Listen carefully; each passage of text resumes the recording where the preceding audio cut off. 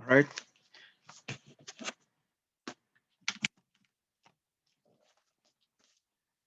Well, so we're going to begin with the cell. We're going to start talking about the cell and then the cell theory. Okay. So you should also have these handouts in a Google Classroom. Okay.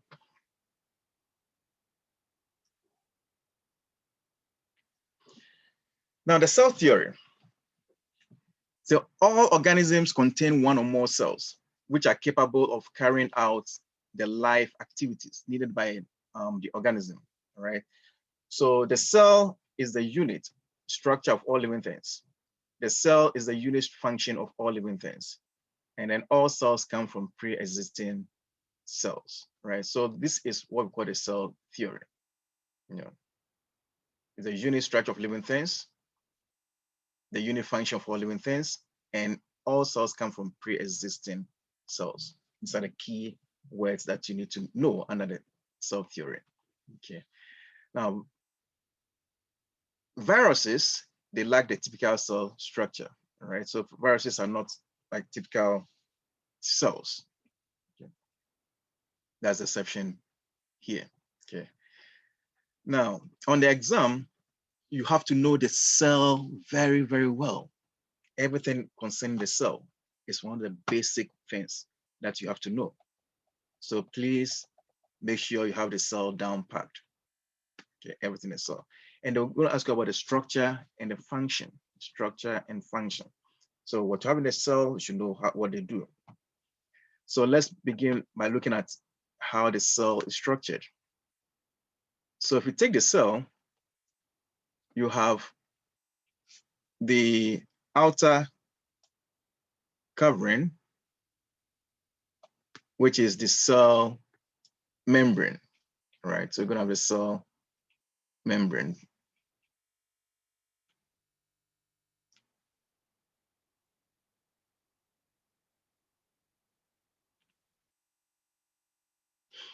Okay, so this will be your cell membrane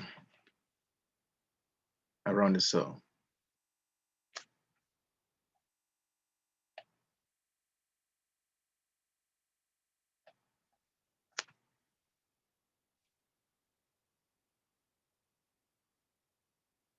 Okay, another name for the cell membrane is the plasma membrane. So that's cell membrane, the plasma membrane.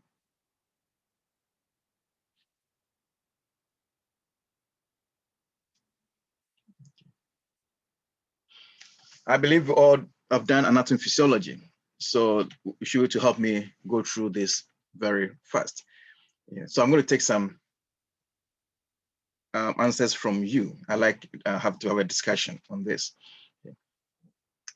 So what is the function of the cell membrane? If somebody can tell us quickly, and I'll write down. There's one key thing we have to know about the cell membrane. The function is to protect the cell. Protect the cell, correct? Protect the cell. And there's Protect one, the internal organs of the cell. it protects the internal organs of the cell. That's correct, right? Correct. Very excellent. But there's one key word I want to hear. One key word when you mention the cell membrane should quickly come to mind. One key word. Someone should try. Maintain the shape of the cell membrane.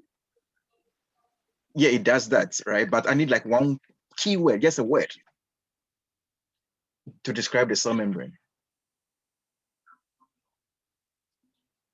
It has to do with the permeability. To cover the cell. Okay, it's starts with S. Semi-permeable. Yes, that's a word. That's the word. So if you see that any question that you see on the cell membrane, what should come to your mind is the fact that it is semi-permeable. Semi-permeable. So that's what you should take home. Right? It's a semi-permeable membrane. So in other words, it allows only certain things to go in and out of the cell, right? And then why is it semi-permeable? It has to do with the structure, the way the cell membrane looks like. So the cell membrane, if you take a cell membrane looks like this. This is made up of what we call phospholipids.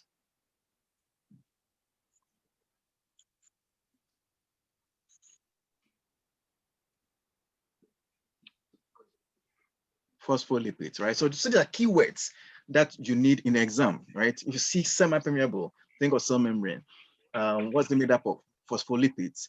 So in those who have done a little bit of biochemistry or even anatomy physiology, usually we draw something like this.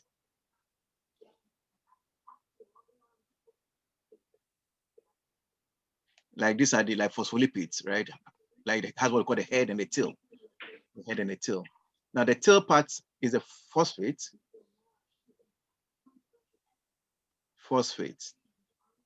And then the head part is the phosphate, the head, the round part. And then the tail part here is what we call, that's the lipid portion, right? So because you have water outside the cell and water inside the cell, you have, and the lipid hates water, right? Lipid is hydrophobic, whilst the phosphate is hydrophilic, loves water. What happens is that the lipid will be hiding in the middle, and then the phosphate will be outside because you have water outside the cell and inside, so inside and outside. So the lipid is hiding inside. It's like, think about sandwich, bread and like butter in between, something like that. So this is how the cell membrane looks like. It's a bilipid layer. We use the word bilipid layer of phospholipids. Okay. And then you have proteins on the surface. So you have like a protein can be on the surface. So this protein.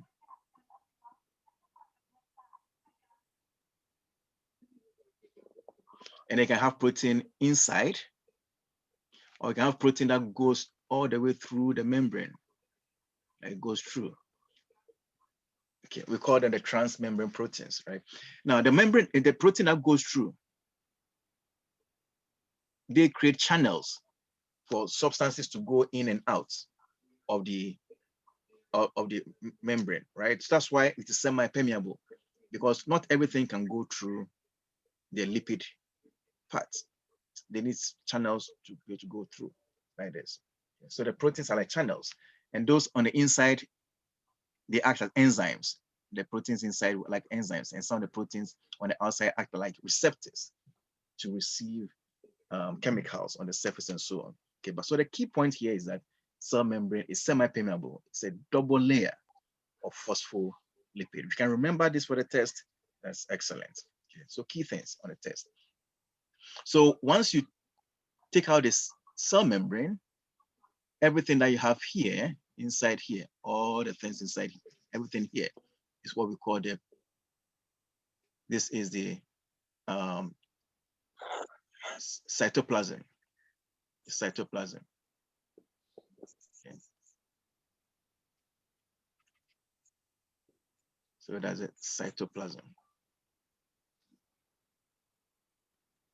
Okay. All right. So the cytoplasm, within that you have the nucleus. So this would be the nucleus.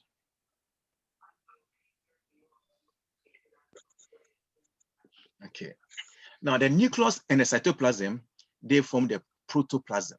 So together, the two of them form the protoplasm. So if you look on my chart, you see that split them up. So together they form the protoplasm. Okay, so the protoplasm, cytoplasm, and the nucleus. In other words, if you take out the cell membrane, then you have everything there plus the nucleus is a cytoplasm, is a protoplasm. Okay. Then what should come into your mind when you mention the nucleus? One key important thing for the nucleus, what quickly comes into your mind?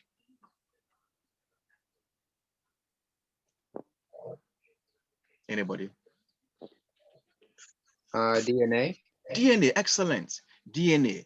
So DNA should come into your mind. The genetic material, DNA. So nucleus, all the questions that they ask about nucleus was going to be related to the DNA, something about the DNA.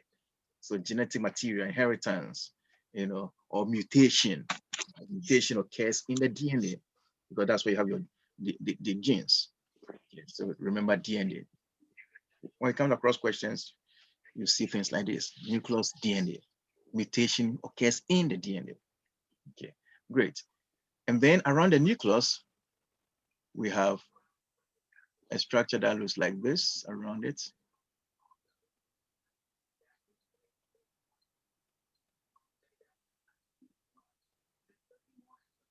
And then you may have a fine particles on this like this. Okay, so what do you call this structure here with the fine particles on it like this? Mitochondria.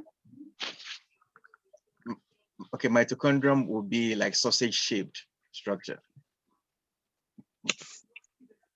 Rough ER. The rough ER, the rough ER. So these are rough endoplasmic reticulum. Plasmic reticulum. Okay, so it's rough ER for short. Rough ER. So if you see that, that's what it means. Okay. It's rough because of the presence of these structures known as the ribosomes. Ribosomes. So they look rough under the microscope. Okay. Now, what is the function of the ribosome? One key word that should come to your mind: ribosome. If you see ribosome, something should come to your mind quickly. Function. The site of protein in the cell. Correct. Protein synthesis. So keyword here is protein synthesis. So this is the way you should study structure and function. Quick, quick, quick, quick. And don't waste too much time on studying certain things. You know, the structure, function, structure, function. So ribosomes, protein synthesis. Anything that has to do with protein synthesis, your mind has to go to the ribosomes. Okay. So now the protein synthesis, we'll talk about that a little bit into detail later on. Okay. Now, what would be the function of the rough endoplasmic reticulum? Let's go back to what would be the function of the rough ER? Think about the relationship with protein synthesis, right? So the proteins are produced by ribosomes, and then the rough ER, they're like tubes. You know, if you look, the actual structure, they're like pipelines running through the cytoplasm, like they're tubes. You know, when I cut across, then it looks like this, but they are like pipelines. So they are for transport. They transport proteins in the cell. So let's keep it short: protein transport, transportation of protein, or protein transportation within the cell. Okay, so they take the protein to other parts of the cell. Okay. So if there's a rough ER, that means that there should be one which is not rough. So let's put another one here. If it's not rough, then the one should be smooth. So the smooth ones have no ribosomes on the surface. So let's label this smooth ER, or endoplasmic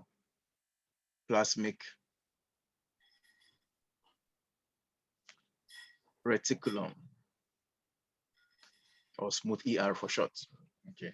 What will be the function of smooth ER? Would someone like to try? So we are recapping the anatomy physiology, you know. Smooth endoplasmic reticulum. Anybody remembers? Okay. All right, so the function is for lipid synthesis. If you see this, lipid synthesis. Okay, all right. So the way I'm doing it, you know, I want to make it very easy for you to remember structure, function, structure, function. Now, even though I'm doing like that, like this, I don't want your mind to go to the fact that you always have to, like, you're always looking out for structure and then the function. It can come in a scenario form. It's not going to be straightforward. What's the function of this? What's the function of that? No, not always. Sometimes we get it that way. But application format. What do you mean by application format? We can ask you a question like, somebody was looking under the microscope and the person observes that the cell has a lot of smooth endoplasmic reticulum. What is the likely function of this cell? So that's like an application question. So quickly, your mind has to come to the fact that smooth endoplasmic reticulum, it's for lipid synthesis. So that structure should be involved in lipid synthesis, right? Lipid synthesis, something like that. Okay, or as the structure has, let's say, structure has a lot of mitochondria. If the structure has a lot of mitochondria, that means that structure needs a lot of energy. It needs a lot of energy, like the sperm. Sperm has a lot of mitochondria, so it needs a lot of energy. All right. So let your mind work like that. You have all the materials in your head, but you should apply in questions. Okay. I'm going to put another structure here, and then that will be like plates. Okay. So this structure will be the Golgi apparatus.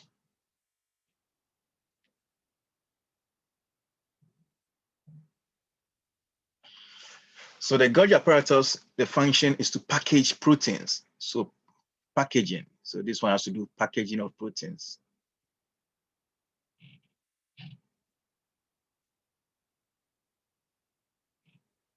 Packages proteins. Or in other words, you can say it modifies protein. Modification of protein or packaging of protein. In other words, when the protein is produced, it has to be transported here, and that's where other things are added to it before it leaves the cell. So you have a carbohydrate can be added to the protein, or lipid can be added to the protein. So you have like glycoprotein, lipoprotein, and so on. Okay, all these things, some of them will become like enzymes, some will become like hormones, and so on. The packaging is done in the Golgi apparatus. Okay, modification of the protein occurs there. Okay. Then the sausage-shaped structure, the one that looks like sausage. So that would be your famous mitochondria.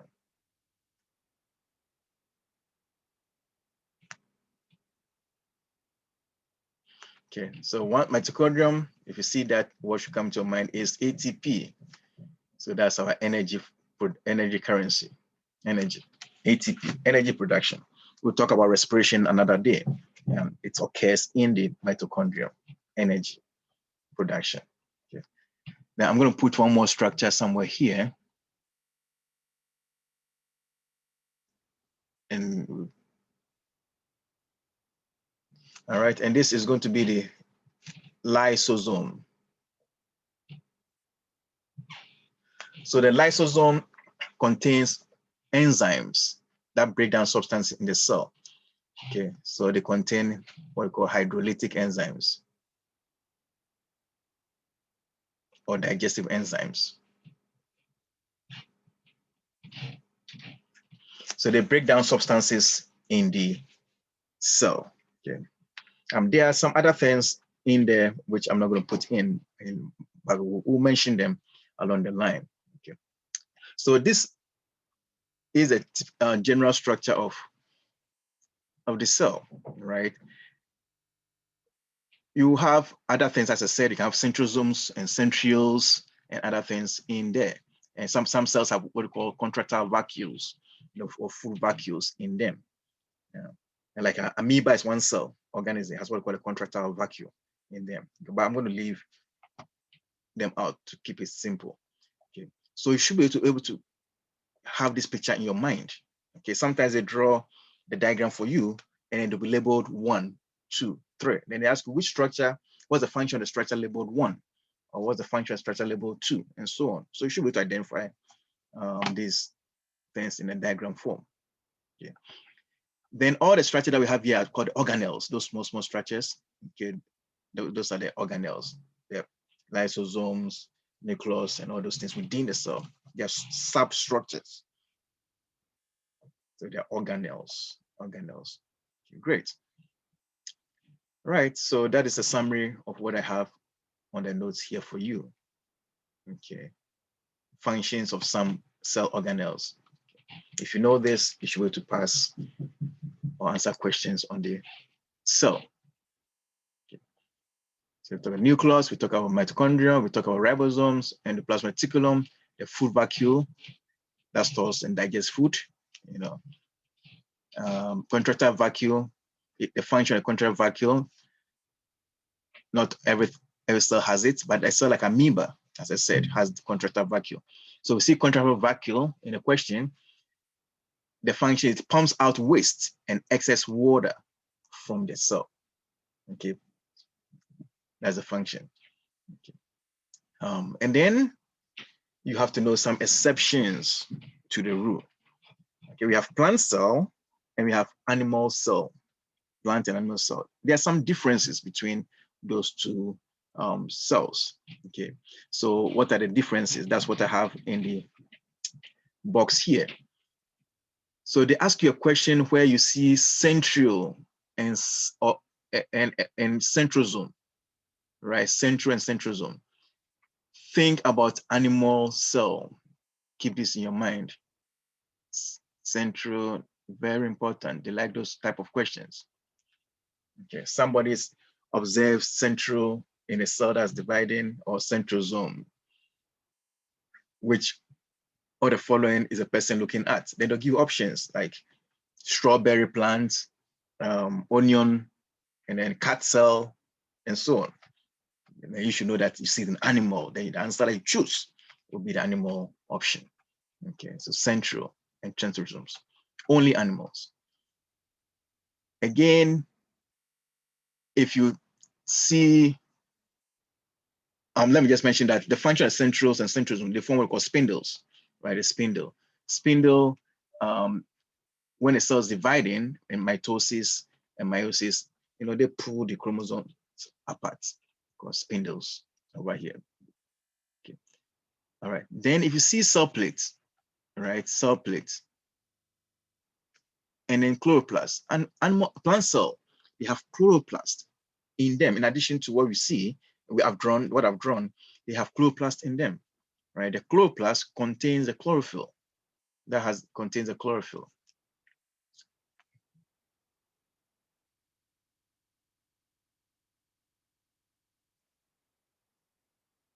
So it contains the chlorophyll.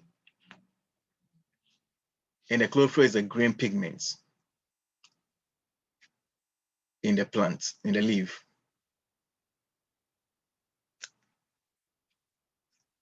Okay, so if you see chloroplast, you find that only in plants, plant cell. If you see cell plate, only in plant cell. Right, because a cell plate is when the cell is dividing, the plant cell is dividing. Let's say it is a plant cell. For it to divide, it separates the cell into two during mitosis. Okay, it separates into two. And that's from the cell plate. It's split out the cell. It's also found only in plants. So think only in plants. Okay, so those are some of the things to be thinking about when answering questions. You look out for these things. Okay, exceptions.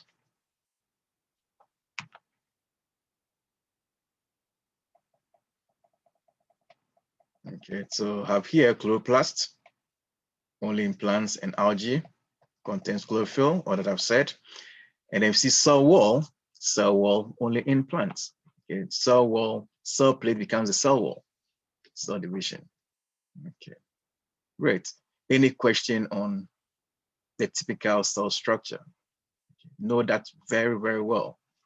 You always ask questions on that. The cell. Any questions? If you have a question.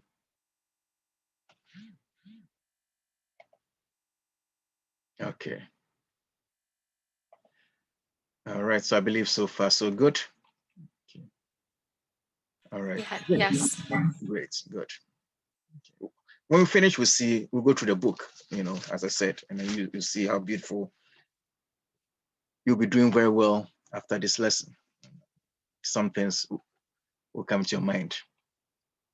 All right, so once you know this, the structure of the cell, the next thing is to know about movements across the cell membrane, the movements. Again, know this very, very well. The movements, it's going to come in scenario forms, and I'm going to show you some of the scenarios, how they ask these questions.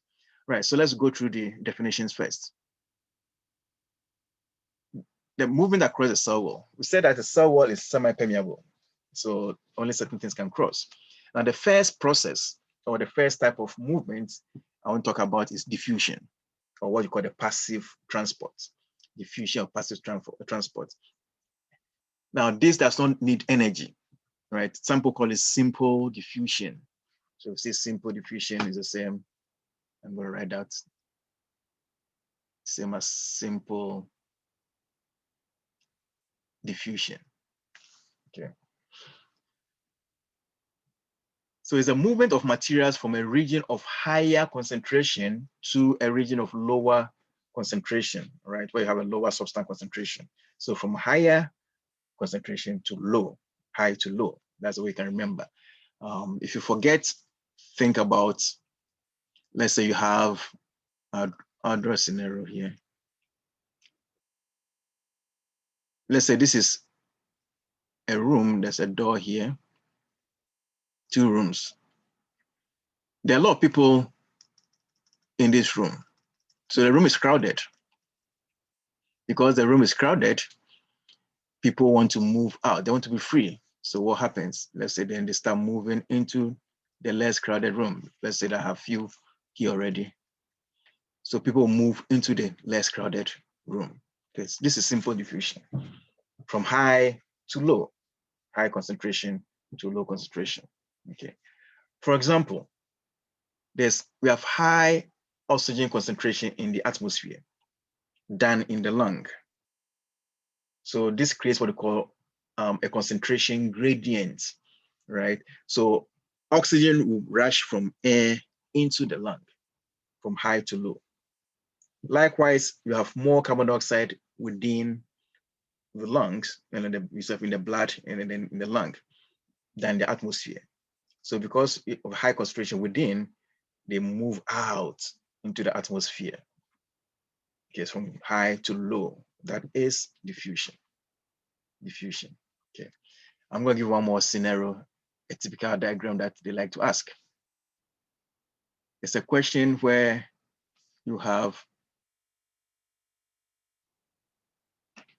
this is water, and then they'll tell you that maybe somebody puts like a blue dye or ink. So let's say ink, blue ink. Okay. Then they tell you that after some time, the whole solution or the whole water here becomes blue. The whole thing becomes blue after some time. What is the process that is occurring here? Again, this is diffusion, simple diffusion.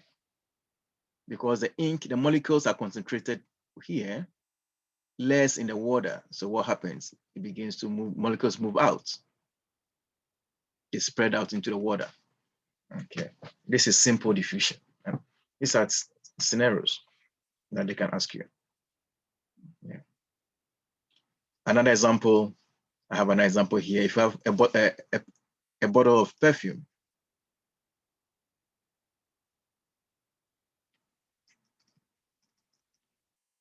if you open it, it fills the whole room.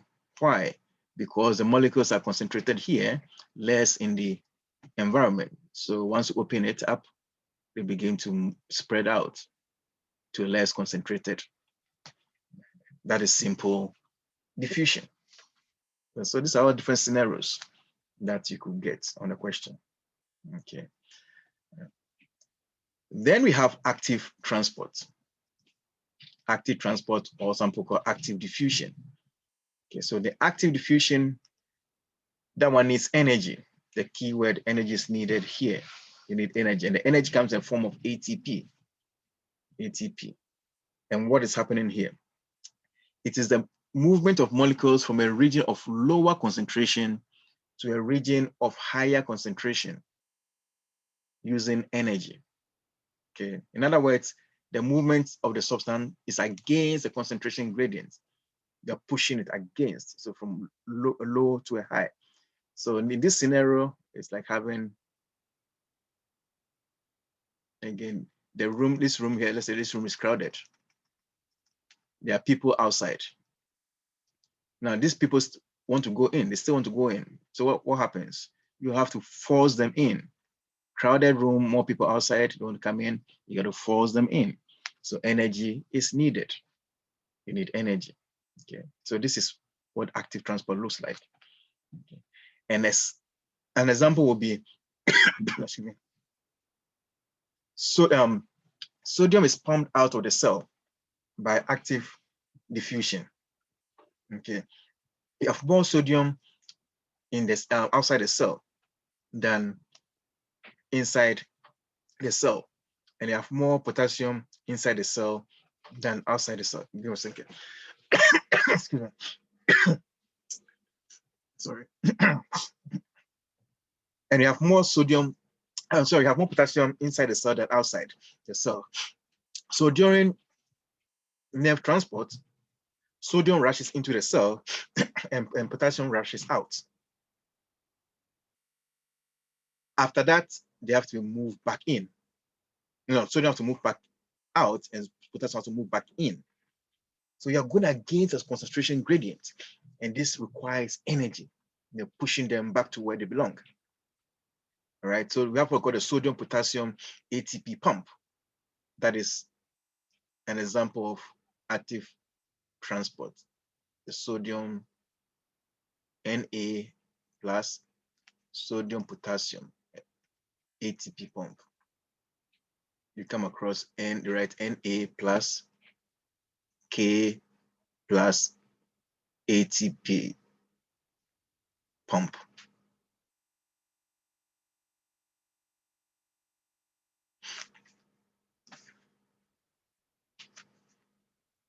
So that uses ATP.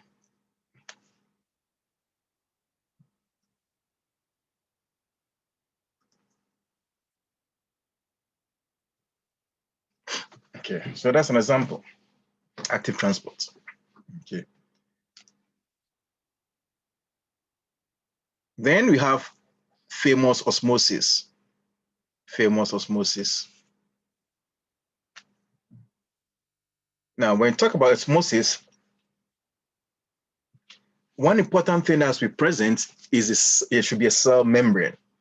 A cell membrane should be present, separating two solutions.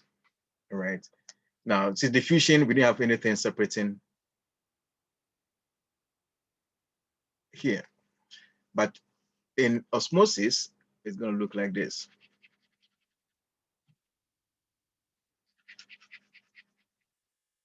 You need two solutions. One should be hypertonic and the other one should be hypotonic. In other words, one should have a higher concentration than the other. Okay.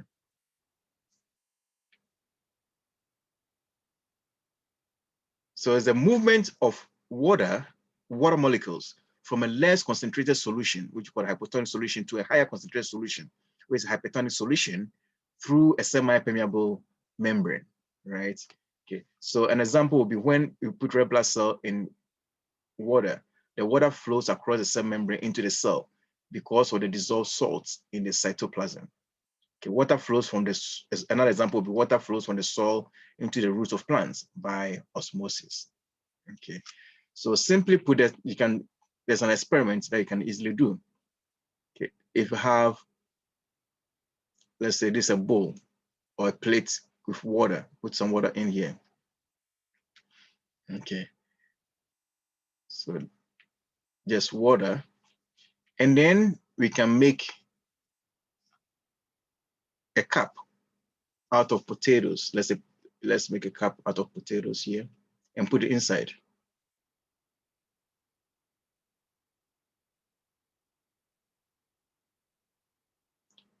So let's call this potato cup. Make a cup out of potatoes, and then put salt solution here. Salt solution. Okay. And leave it for some time. If you come back, you're going to realize that the level of the water here, the level of the water, it will increase. It's going to go up. It's going to increase. Okay. Why? Because you have two solutions here. The water here is hypotonic, and then the salt solution hyper, high, hyper, high, hypo, low. Tonic has to do with concentration, the strength, tonicity. So tonic, hypertonic, how strong the concentration is higher, you know, hyper. I left the R here. Okay. So this creates what we call the osmotic pressure, the difference in the concentrations. So what happens is that the water molecules flows from the low concentration here into the high concentration. It's going to go inside. Now the potato here, the skin is acting like a semi-permeable membrane. It's a semi-permeable membrane here. So it's only allowing the water molecules to go in. The salt cannot go out.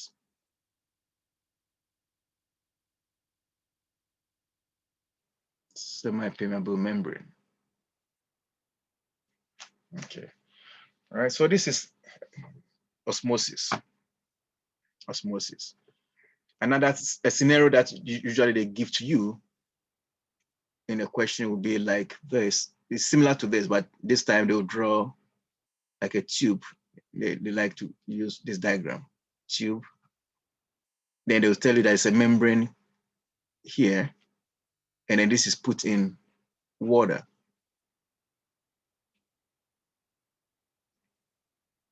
So this is a membrane. It's a membrane.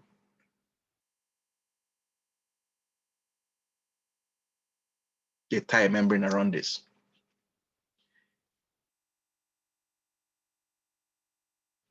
And then they put some solution here, salt solution.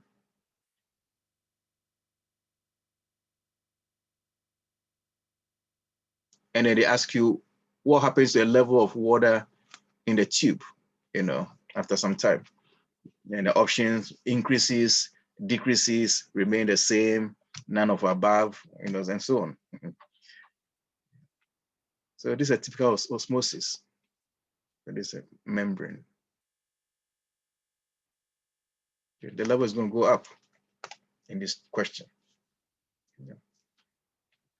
Another scenario is the red blood cell scenario, the red blood cell. So if you put a red blood cell in a solution that is hypertonic,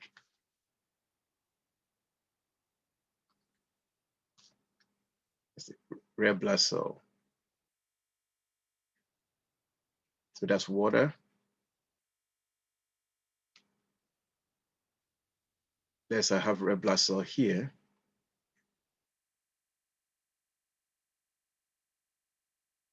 So let's start with like hypotonic solution first, so which is the water. If I put red blood cell in water, what's going to happen to it? What do you think is going to happen? Somebody can try.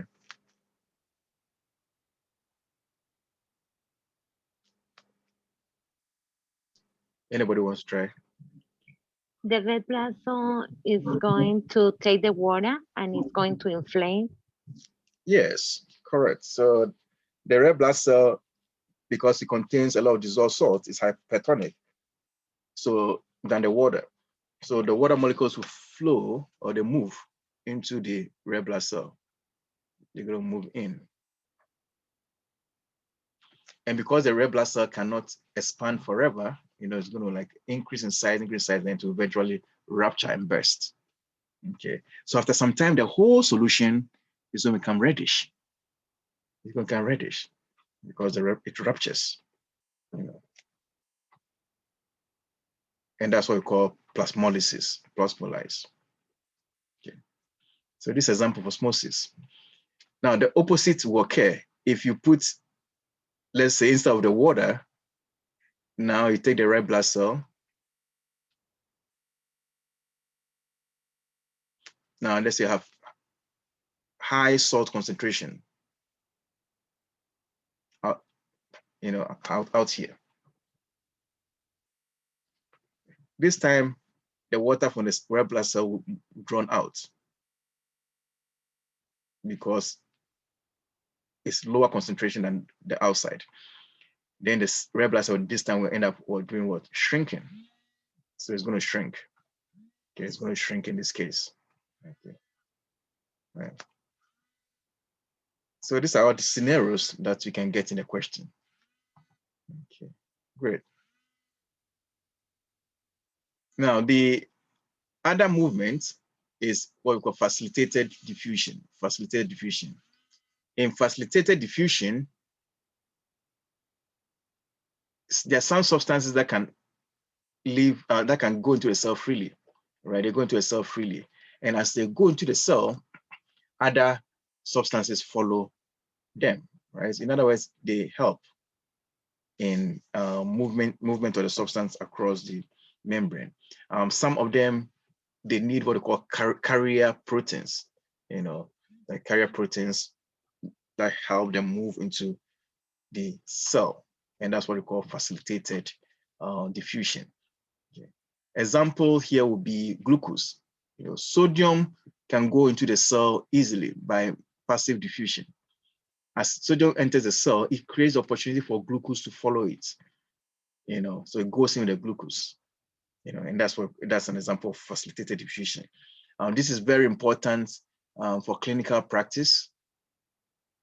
So if someone comes in and the person is in what we call diabetic coma, has what we call diabetic ketoacidosis, and is going to coma, you don't go in and give the person glucose. They have high levels of sugar in the blood. Okay, but you don't just go and give them glucose. No, that's not the first thing that you do. The first thing you do is to make sure you give them normal saline to hydrate them, right? So if normal saline contains sodium. Okay. So you give them that, and once they're well hydrated, you have enough sodium in the blood or in the body, then you can give them the insulin. You can give them insulin, because the glucose in the blood needs sodium in order to be able to enter into the cell. That's the reason. So when you start your clinical practice, this is going to come up. You have to think about facilitated diffusion occurring here. That's what's happening. Then the last one we'll talk about will be endocytosis. Endocytosis, this is a process by which the cell engulfs or captures substance into the cytoplasm, right? There are two types. There are two types which I have here. You have what we call the pinocytosis and the phagocytosis. Pinocytosis basically means the cell is like drinking water, right? And phagocytosis, phagos, like the cell is eating. So the cell takes in like something solid. Okay, so this is what happens. If it's the cell, okay, so the cell sees like a particle, and then it will send out part of a cell membrane around that particle. And then this will then join, the two membranes here will join together. So you're gonna have some joining. And then eventually you have the substance captured in. So this is how the food vacuole is formed. Food vacuole is formed like that. Okay. So when this particle is a solid, then it's phagocytosis. When it's a liquid, they have pinocytosis. Okay, phago and pinos, like the cell drinking if it's liquid, and cell eating if it's solid. Okay, those are two terms that I have here. Okay, and then that. Okay, Then exocytosis is the cell gets rid of a substance from inside. So it's backwards for the backwards for the endocytosis, backwards. So the cell is pushing things out. Yeah. Okay. Right. Good. So I believe this should be enough for the movement across the cell membrane. When we see a question, you should be able to apply this knowledge like this. Okay. Right. All right. With this, if you have questions, you can let me know. Otherwise, I move on to organization of the organism. Okay. Organization of the organism. Okay. All right. So every living organism starts with like the atom, the molecules from a cell, a group of cells that work together, or they become a tissues that work together. You have organs that function together. You have the organism as a whole. So that's the organization of the organism. Okay, the level of organization. Okay, and there are different types of tissues that we want to talk about. You have to know how the types of tissues. You know. Now, the first type of tissue is the epithelial tissue. Epithelial tissue. Now, epithelial tissues are tissues that line surfaces, right, or they cover body surfaces. Okay, that's Hey, epithelial. Professor, can you go? I'm sorry. Can you Yes. go up a little bit? I was just writing something. Oh, this one. A little more. This. No. Oh. Okay, there. Oh. Okay.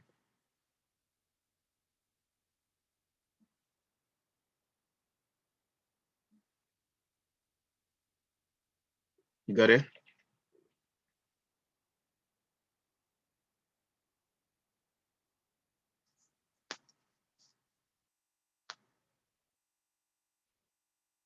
You got it?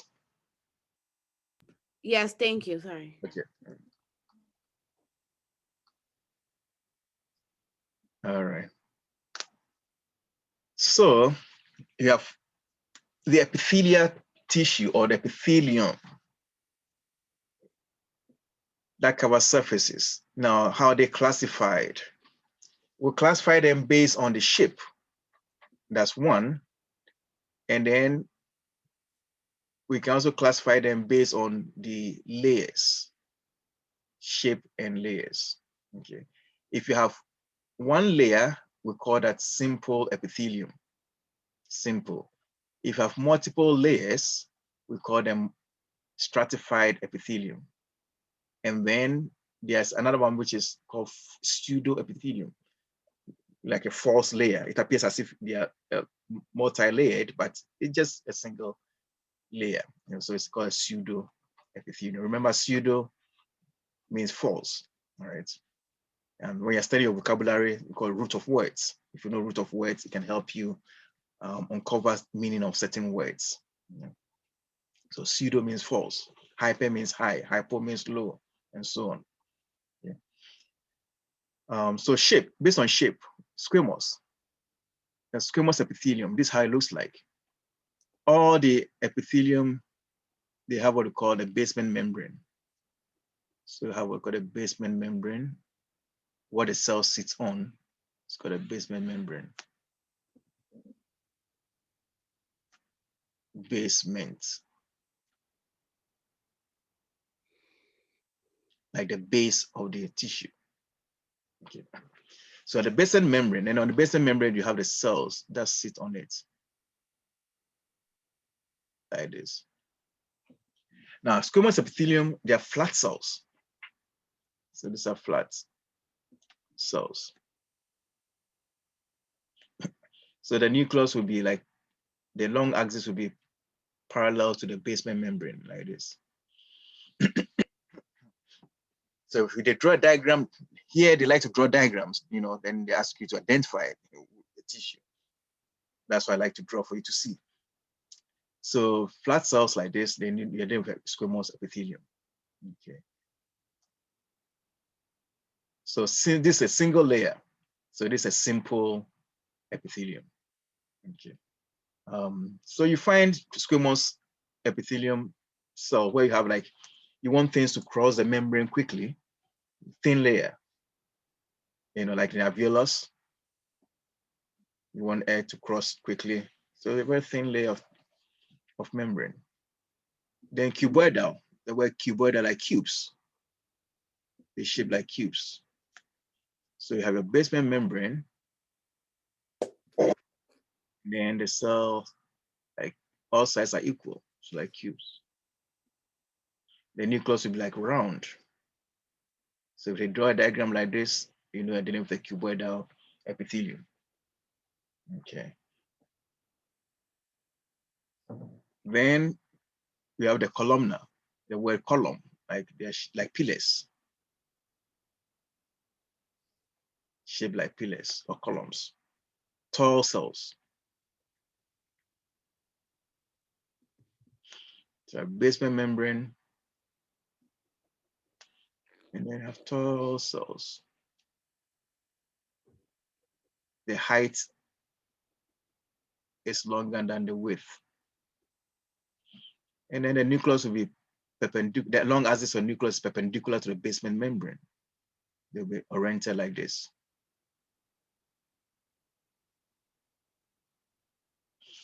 So if you see this, they are dealing with columnar epithelium. Okay. So these are single cells, so single layer. So these are all simple epithelium. Okay. Now some of the cells, sometimes they have fine hair-like structures on the surface. If you see hair-like structures on the surface, let's say I draw this one.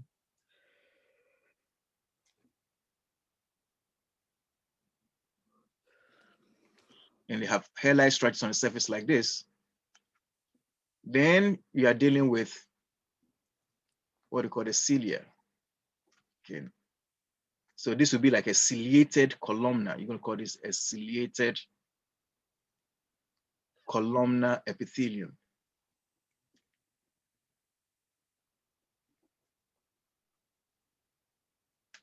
Okay, or if you have a cuboidal epithelium with a cilia on the surface, then to be ciliated cuboidal epithelium, and so on. Okay. Now, one typical area where you see ciliated columnar epithelium, that's also a good question. You find this typically in the respiratory system.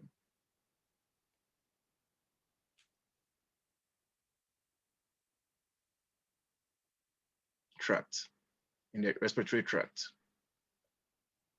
right? So in the respiratory tract, the cilia beats to move substance on the surface, right? They move substance on the surface like mucus. So if I have mucus in my respiratory system, the cilia is going to, the bronchus and so on, they'll move the mucus to the throat, and then you can cough it out. Okay. Now, ciliated cuboidal, you can find that in the fallopian tube or the ovarian tube, where they move the egg into the uterus. Okay. That's for the columnar type. Right. So if you know these diagrams in your mind, they give you should be able to identify them. And then, as I said, a favorite one is the respiratory, the ciliated columnar. Where will you find? They can ask you, where will you find this? Where can be a question. Okay. The stratified epithelium, that one is going to look like this. We went to the stratified one here. So you have a basement membrane, and then you have like one layer, and then another layer, then there's a stratified, many layers. So you can see that this is like clear layers, layering. The pseudo one, so let me, before I talk about that, so you have stratified helps, you find that in areas where you need a lot of protection, right? Multiple layers, more for protection. So like if I take the skin has multiple layers of cells. So you have protection over there, wear and tear. Protection where there's a lot of wear and tear. While pseudoepithelium, that was a false layer. So you have the epithelium like this. Okay, let's see. You have the basement membrane. Then you have like one cell, they all arise from the basement membrane, right? And another one may overlap it like this. So it appears to the naked eye under a microscope as if you're having multiple layers, but they're all coming from the same level, same basement membrane, but some are taller than the other. So it gives a false appearance that you have multiple layers. That's a pseudo epithelium when you talk about pseudo epithelium. It looks like this. Okay, right. Yeah, but the important ones is the ones that I the squamous, cuboidal, and columnar. If you know those ones, and where to find ciliated epithelium, I believe should be fine. Okay, right. Then you have connective tissue. Connective tissue, the second type of tissue. Connective tissue, know the examples. We'll talk about blood another time, but know the examples of connective tissue. Blood, bone, adipose tissue or fat tissue, cartilage, connective tissue proper, what we call the connective tissue proper, let's say under the skin, therefore, connective tissue proper. You have tendons, you have ligaments. These are all examples of connective tissue that you should know about. Okay. Sometimes they ask which of the following is an example of connective tissue. You should point them out. Okay. We'll talk about the blood another day. Okay. Then the nervous tissue. You should know the structure of the nervous of the nerve. Okay, the basic units or basic functional units of the nervous system. When they ask you that is the neuron. So the basic units.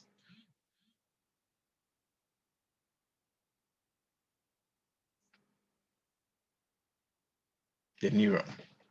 Okay. And this is how the neuron looks like. Okay.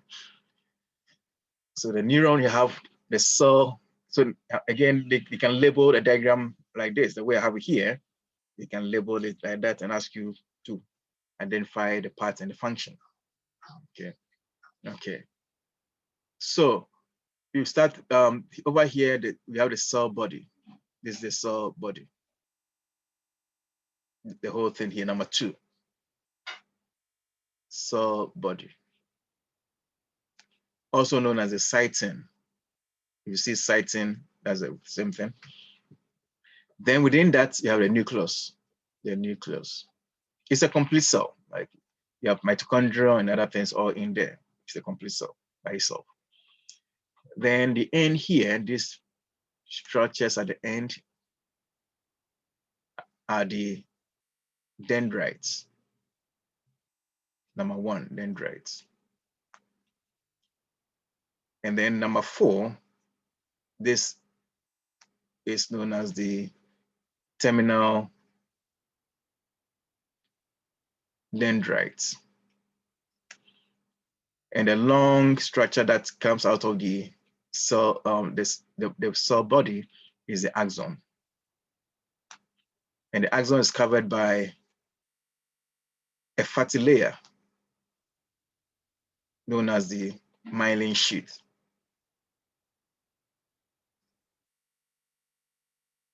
The myelin sheath. Okay. Now I'm going to draw one more structure around the myelin sheath, around it like this.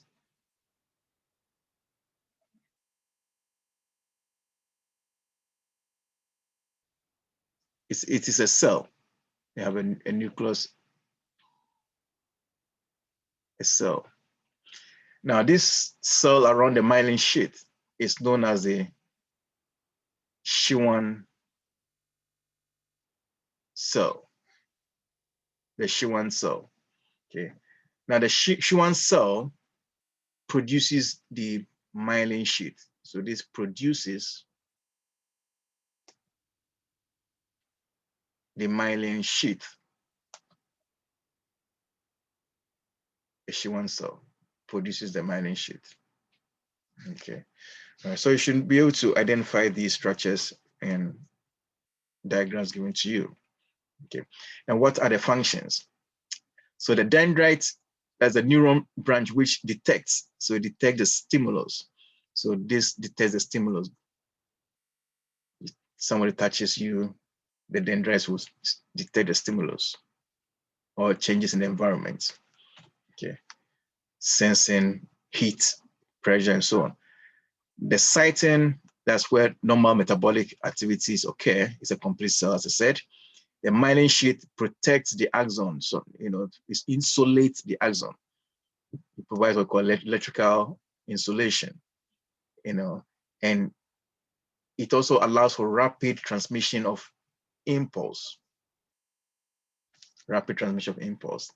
In other words, neuron hasn't got myelin sheath. Not all the neurons have myelin sheath, right? Some don't. We call them non-myelinated nerves, and the nerves that have myelinated nerves. Non-myelinated nerves, transmission of impulse is very slow, very slow. But it's myelinated, it's very, very fast. The reason why it's fast is because the impulse jumps. If I have the myelin like this, the cell body, this, okay. There's one word that I'm going to put in here. I didn't label that in this diagram, but there are gaps between the myelin sheath. It's not like continuous. There are some gaps between the myelin sheath. Okay, so those gaps are what we call the node of Ranvier. I'm going to label that here. So over here, the space in between called nodes, node of Ranvier.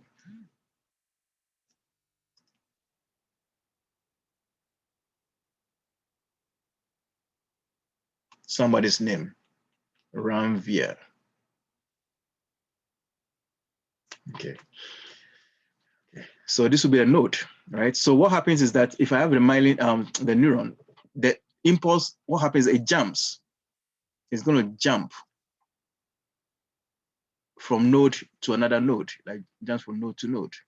So it's galloping. The impulse gallops. We call it galloping transmission. Okay. The word we use is assortatory transmission. It's like galloping. Jumps from node to node if it's myelinated. So it's fast. So it gets to the end. If there's no myelin, then the whole thing has to travel. If there's no myelin, then the impulse has to travel along the whole axon. That takes a longer time. It doesn't gallop. Okay. So it travels along the whole nerve axon. Okay. Then the other thing you have to remember is the fact that the neurons, they are not connected to each other directly. There's a space in between the two, and that is known as synaptic gap or cleft, synaptic gap, or the word synapse. Synapse. Okay, remember that word too. Okay, so what happens in a synapse? That is where you have the neurotransmitters. Okay, so the neuron nerve gets to the end, the impulse gets to the end of the axon, the terminal dendrites. It doesn't touch this directly, but you have neurotransmitters here. Release that stimulates the next neuron, the neurotransmitters. Yeah, release over here within a synaptic gap. Okay, so like the dopamine, adrenaline, noradrenaline, all those things are released there, serotonin, etc. Okay, all right. Any questions on the neuron? This is a quick overview of it.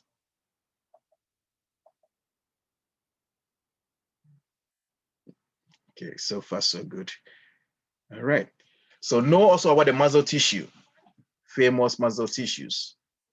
3 types of muscle tissues: skeletal, cardiac, smooth, and then the diagrams. So skeletal muscle, another name for skeletal muscle is striated muscle. The word striated muscle. Okay. Now the function of the cardiac muscles is to move bony parts of the body. So they attach to bones and they remove the bony parts as a function. There's a question like that in the book. Which of the following moves bony parts? Or which of the following is used for walking? Then you should be able to say striated muscle. Okay. And I think that was like a diagram where you have to choose which one. So this diagram for skeletal muscle, if you see any structure that looks like you have like parallel lines, and then you have like a fine patterns, fine lines like that. Nice pattern under the microscope. What you see here are the striations. These lines are the striations. Okay. And then you have a nucleus somewhere.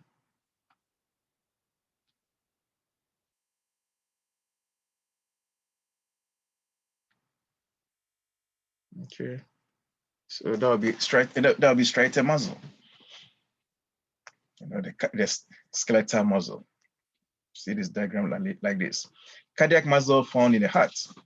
How would the diagram look like? To identify cardiac muscle, you see that it's almost like striated muscle, but then they show branching. Yeah, see if you see branching interconnected like this, then you know you're dealing with cardiac muscle.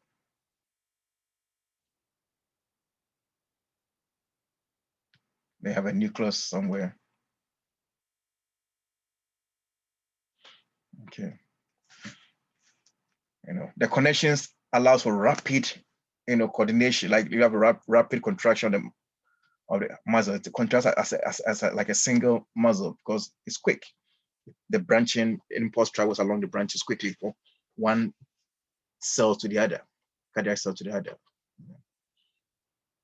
Then the smooth muscle, you find them in structures within the body cavities, like the stomach, intestines, and so on. And they look like spindles. So say spindle-shaped structures like this.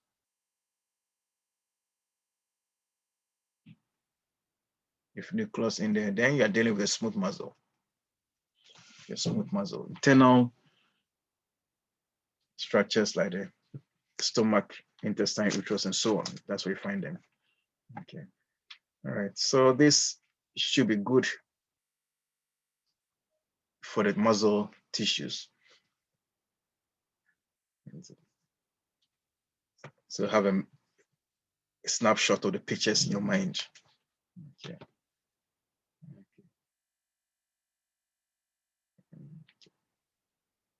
Right. So I think that brings us to the end of the type of tissues. I'll pause for some few seconds. If anybody has any question on these, you can ask.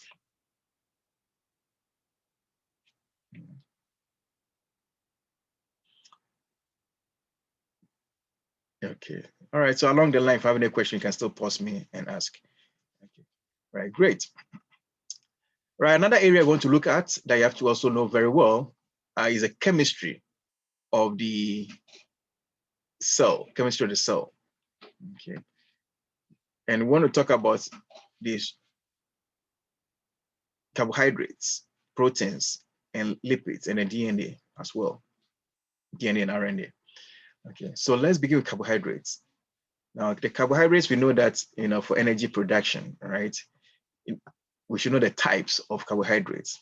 We have simple sugars, which are known as the monosaccharides, simple mono 1 sugar molecules. You have to know the examples of them: glucose, fructose, galactose. Know these 3 common ones, We have other ones like ribose sugar. It's also a single molecule as well. But the common ones I want to talk about will be the glucose, fructose, and galactose. Okay. Then they have the disaccharides. The disaccharides make 2 sugar molecules, and the common ones that you should know: sucrose, lactose, and maltose. Sucrose, lactose, and maltose. You should know what makes each of them, the disaccharide, what goes into making a disaccharide. Why? Because they can ask you a question under digestion like this. If somebody eats, if somebody drinks milk, right, what would be the end product of digestion of the milk? Or somebody eats something like cane sugar or sugar cane, what would be the end product of digestion? And so on. If you were to break it down, right? So let me show you how to break this down. So lactose, we know lactose is in milk. Lactose in milk, that's why I have lactose intolerance, those who cannot digest lactose. You don't have the enzyme to digest lactose. So they have milk lactose intolerance. Now, lactose has glucose in it. All the disaccharides that I've listed have glucose in them. So sucrose also has glucose. Then the maltose also has glucose. They all contain glucose. So I don't worry my brain with the glucose. They all have that. I have to worry my brain to find what the second component is. So I start with lactose. Lactose rhymes with galactose. So lactose is made of glucose and galactose. So I can eliminate that now.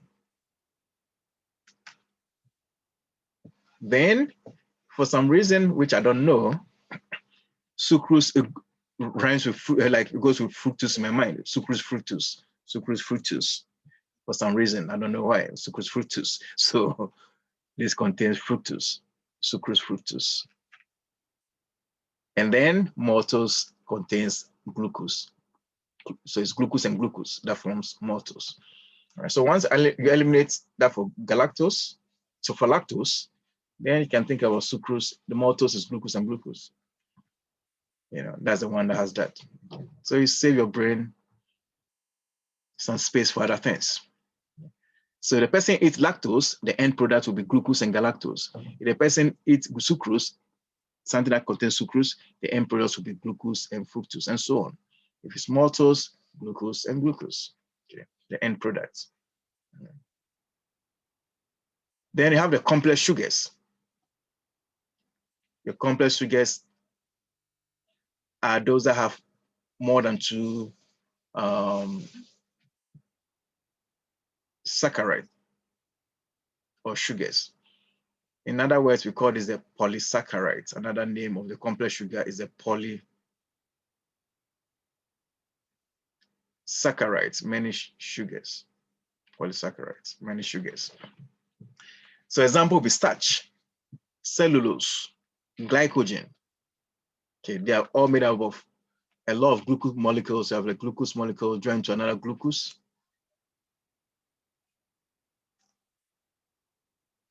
Glucose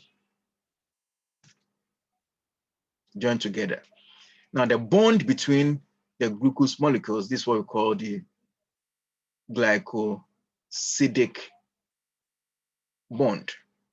Okay, glycosidic bond. So that is how polysaccharides look like. So many molecules of glucose joined together. So have starch, cellulose, and glycogen. Now some useful hints to answer questions. Very useful hints. Now glycogen is a storage form of carbohydrates found only in animals. So any question that has glycogen, think only about animals. only animals have that. Now, anything that has to do with starch, any question that has to do with starch, think only about plants, because starch is only found in plants. You don't have starch in human beings, so let me add a starch here. Cellulose and starch, think about only plant cells. Okay, look out for those options. All right, so there's a question in the book that says that cream crackers taste sweet in the mouth. That the question is like, what would be the taste if somebody chews cream cracker slowly in the mouth? Then they gave the option sweet, bitter, sour, bland. Okay. Now, if you chew crackers slowly, it's going to be broken down. It's going to taste sweet in the mouth. Why? Because the cracker is starch. The cream cracker is made up of starch, right? Starch. So if you chew slowly, it's broken down to glucose. There's an enzyme in the mouth called amylase. We'll talk about that when we do digestion. That breaks down the polysaccharide or the starch into glucose, and glucose tastes sweet, right? The starch has a bland taste, right? Glucose tastes sweet, so that's why it tastes sweet. Hence, I'll be sweet. Okay. So I think we'll come across that question in the book. Yeah. All right. Then you should also know how to test for the simple sugars. Very important to know how to test for simple sugars and then the starch. Now, test for starch. We do what we call the iodine test. Iodine test for starch. If you add iodine to starch, it turns it blue-black. It becomes, you get a blue-black color. If you get blue-black color, then you know you're dealing with starch. Another name for the iodine test that you come across in questions, this here, you come across the word Lugol. Lugol's solution. If you come across Lugol's solution, is iodine in alcohol. Iodine plus alcohol.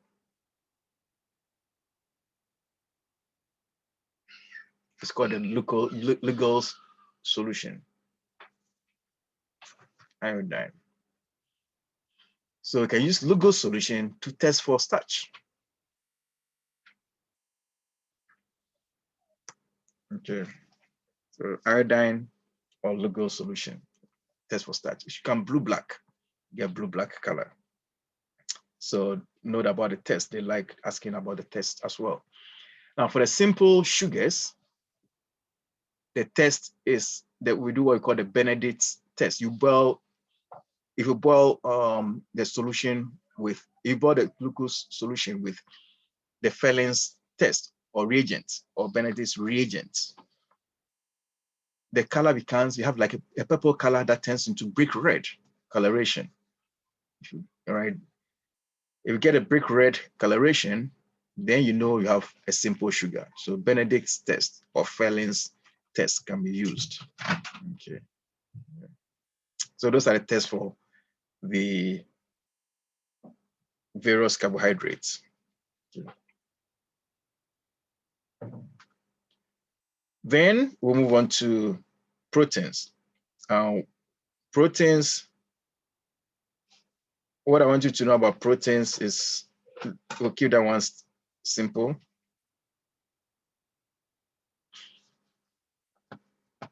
Proteins are made up of amino acids, right?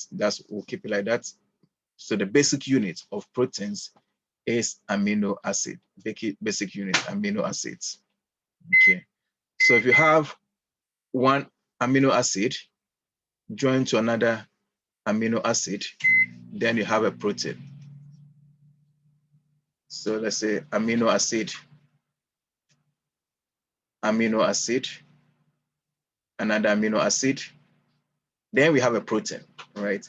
And the bond between the amino acid is what we call the peptide bond. Peptide bond. Okay. So we'll leave it like this. The basic unit of amino acid, those who have done a little bit of biochemistry of the amino acid looks like this. You have a carbon, then you have COOH, then you have the amino end, and then hydrogen here, and then you have what we call the R group on this side. All right.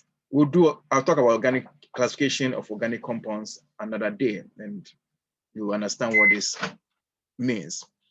But the CO end here, every amino acid, the only difference is this. This is the only difference. The amino acid. All the amino acid, this is the only thing that changes. The R group, what we call the R group, is a carbon chain. That's the only part that varies.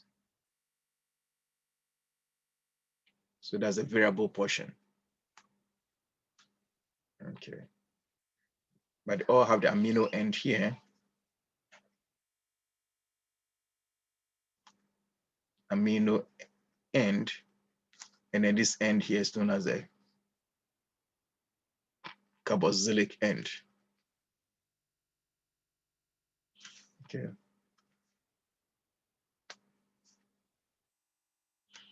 Okay. Okay. So all the amino acids, this part remains the same, or this part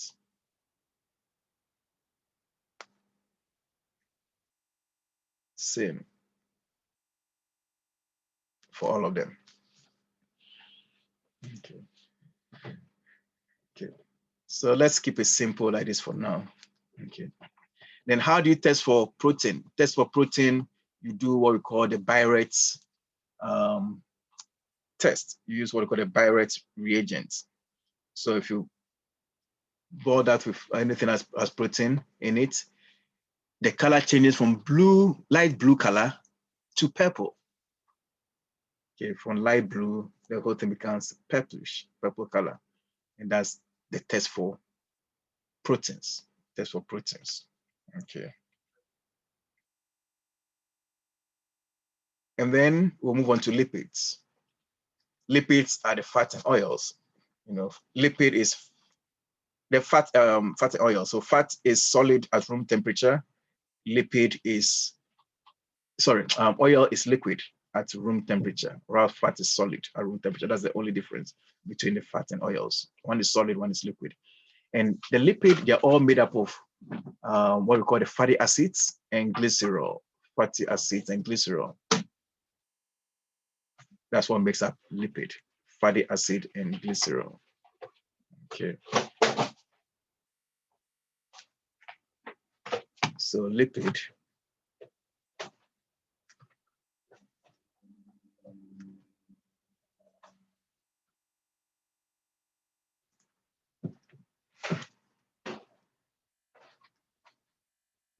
Fatty acid plus glycerol gives you lipid. Okay. And the fatty acid, when we talk about organic chemistry, it looks like this. You have CON, the carboxylic end, then you have the R group somewhere like this.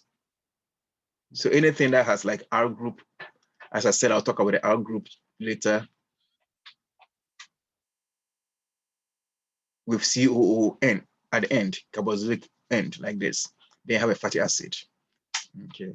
For example, I can do it like CH3, CH2, COOH, right? The R group is this here. This is the R group. And this is a carboxylic end. So that's an example of carboxylic acid. Okay, so the R group can make so many carbons, long carbon chain. That's where it changes. And then glycerol looks like this. You have 3 carbons and have OH, OH, OH, and then hydrogens all over.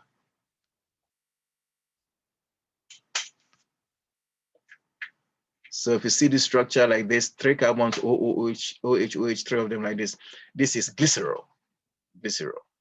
Okay. So to form the fatty acid, what happens is that the hydrogens that are here are replaced. These are replaced by the fatty acids. Okay. And they form a bond. Okay. We don't want to go too much into chemistry of that. But that is a simple overview of it. So if one of the hydrogens is replaced, they have monoglyceride. If you have 2 of them, OH replaced, like if you have this replaced, the 2 of them replaced, they have diglyceride. If you have all the 3 replaced, they have triglycerides. Because that's where those words come in. Okay. Okay. Great.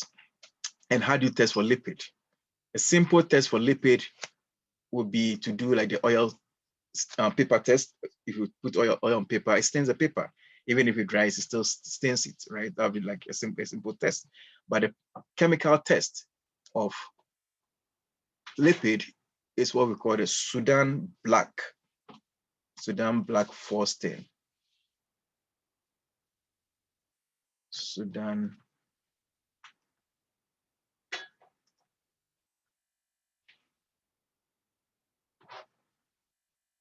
black IV stain. It can be used to test for the presence of fats.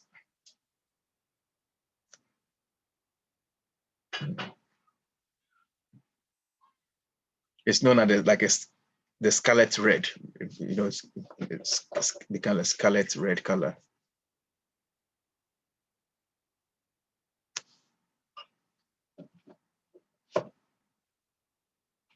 Okay.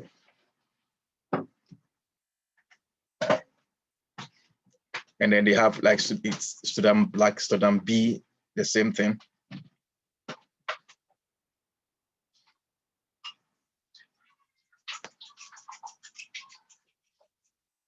Okay. So that's how you can. You have to know the test of some of these things. Okay, you have Sudan 3, you have Sudan. So many tests. Sudan 3 can also be used. You know, Sudan black 4, Sudan 3, I, all tests for lipids. Okay. Okay. Great. So that brings us to the end of the food substance. No, I think I have one more to talk about the food substances. Okay. One more. And that one has to do with the DNAs, the DNA, RNA. DNA and RNA. We'll go over that. So structure of DNA and then RNA, we'll do that together. So the differences. So these are the nucleic acids, as we all know. Nucleic acids. DNA and RNA. So each one has a sugar component. Now the sugar in DNA is known as deoxyribose sugar. Right, these are 5 carbon sugars. And the sugar in RNA is the ribose sugar. So the R, that's where it comes from, and D. Then they all contain phosphates. This also has phosphates. All has phosphates. And the third component is what we call the nitrogen bases. Nitrogen bases. Okay. Now, what are the nitrogen bases in the DNA? Now, one of them is guanine, G for guanine. The other one is cytosine.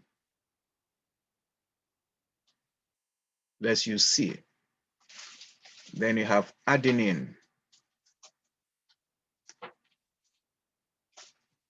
A. And then you have thymine, T. All right, so you can use a mnemonic GCAT, GCAT, you know, GCAT, like MCAT, GCAT for this one. Then in the nitrogen bases in RNA, it also has guanine. So you have to worry your brain on guanine, as guanine here.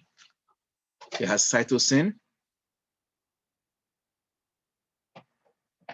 C. It also has adenine.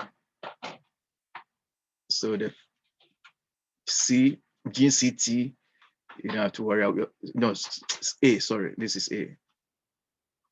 CGA, you don't have to worry your brain about that. The only difference here, now we don't have thymine in RNA. The thymine is replaced by uracil, U. Okay, that's what you have to remember for this. Uracil replaces thymine in RNA. Okay.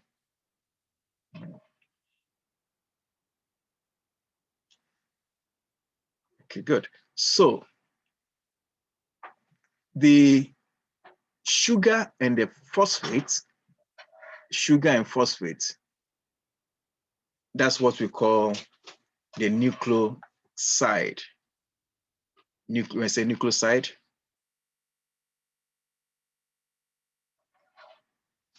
is equal to the sugar plus the phosphates.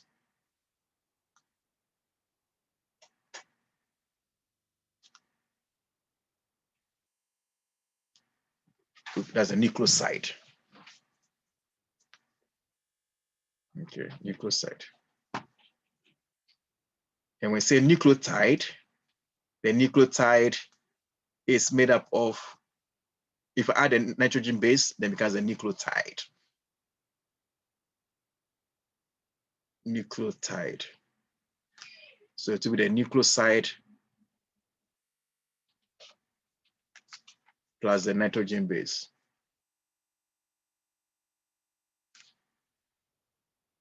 In other words, the sugar, phosphate, and the nitrogen base, all the three will form the nucleotide. So DNA is made up of nucleotides joined together. Okay. Right, so let's go back to nitrogen bases. Now, for nitrogen bases, how do they join? Guanine always complements cytosine, it binds with cytosine, whilst adenine always complements thymine. Okay, you have like 2 bonds between guanine and cytosine. Adenine has 3 bonds like that. Adenine and thymine, 3 bonds between them. Same here, guanine will go with cytosine, and then the adenine complements the uracil. Okay, so we call them complementary bases. Complementary bases. Complement. The word is complement.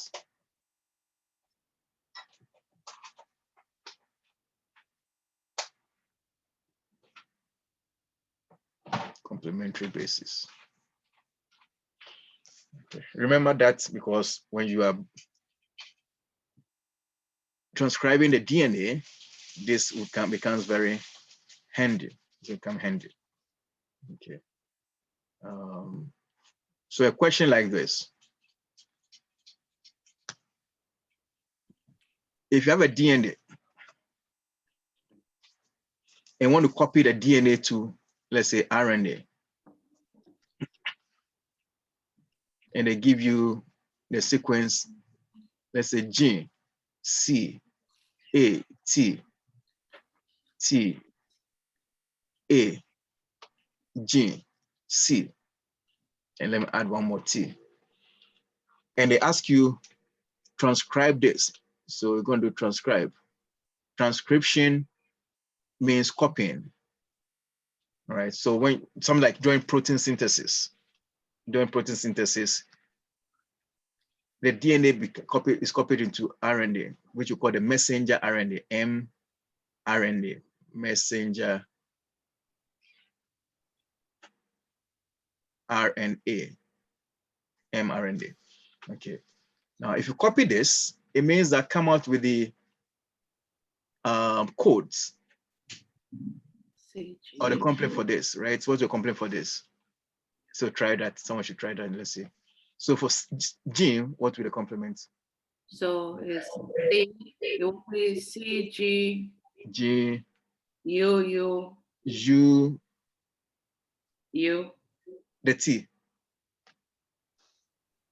T will go with, So, because you said time replace, and we change it to RNA, so it will be U, because it has two T's, right? no, but the complement of T is A, right? T goes with A. If Okay, so it's T, then you're going to change. So this one will be A, the complement for this T. so okay. So it only, I'm a little confused, because if it has two T's, we don't have to use two U's. No. What's the complement of the T? It's A. U. It's A. It's A. So Yeah. why isn't U there? T goes with A. Oh, okay, got it. Yeah, that's a complement. Okay, got it. Yeah. Now the A here, the complement of the A in the RNA is supposed to be U, right? So you don't have It's T. okay. Yeah. That's a U. Okay, got it. Got it. Good. Mm-hmm. Then the G here Okay. will be C. So it will be C, G, T. Okay, so Yeah, that'll be G, and then T is A here. You know. So the keyword is like no T in the RNA. Okay.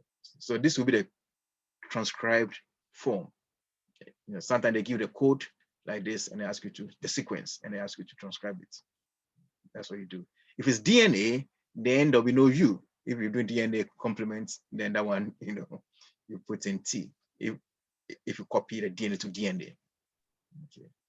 All right. So good. So this is all right. So this is the messenger RNA. Messenger that contains a message. Every three codes, every three is known as a codon. So each triplet of bases. So 3, 3, 3. You know, we call that the codon. So this is the codon. So codon is triplets, triplet of bases. You know, and each triplet or the codon codes for a particular amino acid. You know, each one represents a particular amino acid.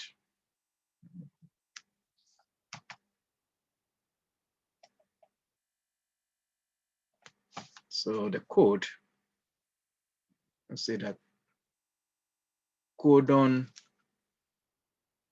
represents an amino acid. All right, codon represents an amino acid.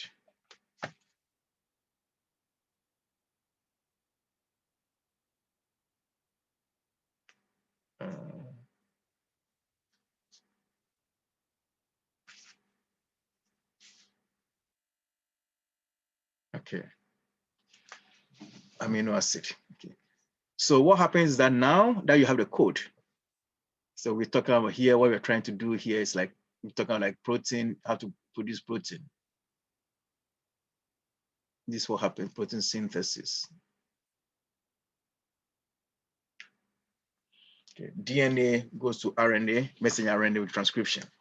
So now what's going to happen here, the message is going to read by another RNA, which we call the rRNA. So let me rewrite this here. So let's have CG UAA UCGA like this. So this will be read by another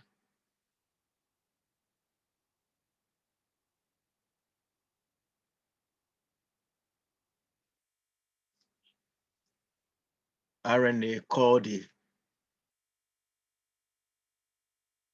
rRNA. It has like pockets.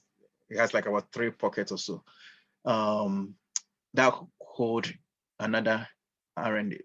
So this is known as the rRNA. The RNA is known as ribosomal, R for ribosome. So it's ribosomal RNA. That's where the R comes from, ribosomal RNA. Okay. It has 2 subunits, a big part and a small part. Okay. Those are subunits, and it has pockets. Now, so this does the reading. So this one reads the code, reads the code, that's a function. Messenger RNA has a message or has the codes. These are the codes. So this reads a code, it reads 3 at a time. So this is going to read this 3 here. And once it reads that, it's going to ask another RNA known as the tRNA. So tRNA will come in. So the tRNA has a shape like this, like a clover leaf shape. It looks like this, clover leaf shape. And the amino acid usually will attach to it. AA, all right, AA for amino acid. You know, so that will be the amino acid.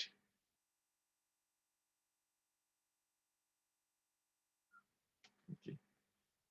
And this will be the tRNA. tRNA means transfer RNA. So it transfers amino acid, right? So once this read the code, the transfer RNA will come in. The transfer RNA has a complementary code. So you go to a complementary code here. The code, so for if we see CGU, then the complementary code, this will be G here. This will be C, and then U will be T, right? Complement of that, everything like complementary. And then this represents a particular amino acid, which it brings in. Then to move, and now this is going to move here. It's now going to read the next codon. Once you read the next codon, that represents another amino acid. So it's going to call another tRNA to bring the amino acid that corresponds to this code. Okay, so this one will move from this pocket like seeds. It moves into this pocket, and then to be occupied by another tRNA. Okay, so let's say that this one's moved here. With the amino acid on it. Okay, then another one occupies the seat. Once that happens, then they form a bond between the two. You know, then this will move over. It's going to move over. This one move over, like shifting. They shift. Move once it's move on to the next one. Then it's going to read another code, the next code. So you have the empty pocket. Then amino acid will come. The tRNA will come with amino acid and sit in the next pocket. You keep moving until you form that. You form the protein that you want. You know, you go for the protein, amino acid, and so on. Okay, so that's a quick overview of how protein synthesis occurs. Yeah. If you get a chance, you can watch, like go on YouTube and watch protein synthesis. Okay, very beautiful animations. Okay. So the key thing here is to remember the functions of the messenger RNA. Reads the message, tRNA transfers or brings in amino acid, right? Brings in amino acid. Then the ribosomes, rRNA, reads the code. The functions of these 3 is what you should know very well, and then how to transcribe the RNA, DNA into RNA, called transcription. Now, the whole process that I described here, from RNA to the protein, when all this to forming the protein, when you form the protein, this process is what we refer to as translation. translation. So all that we did here for messenger RNA to the protein is known as translation. Okay, so those are keywords that you should know for this. Okay. All right, great. So that's a quick overview of protein synthesis. I mean, they have big topics, but we're looking at overview of each of them. So, any questions on what we've done so far? Okay. Okay. All right. Okay. All right, we'll touch on the next one here. And this will be the atoms. You know the atoms also very well, structure of the atom. Basic concepts.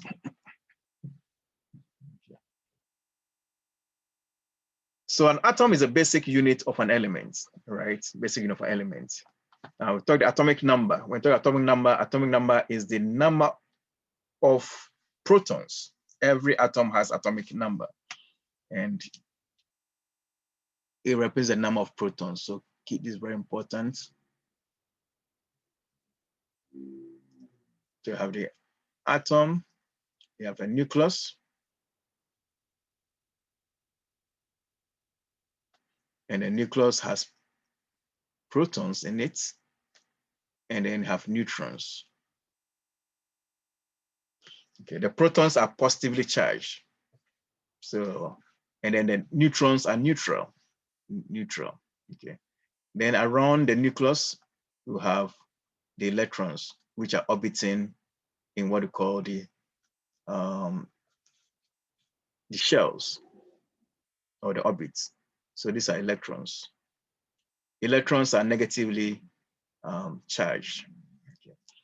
So the atomic number, as I said, it's just the number of protons is equal to the number of protons. And then the number of electrons is also equal to the number of protons. But I'll put a little restriction on it. When there's no charge on the elements, when there's no charge on the elements, okay.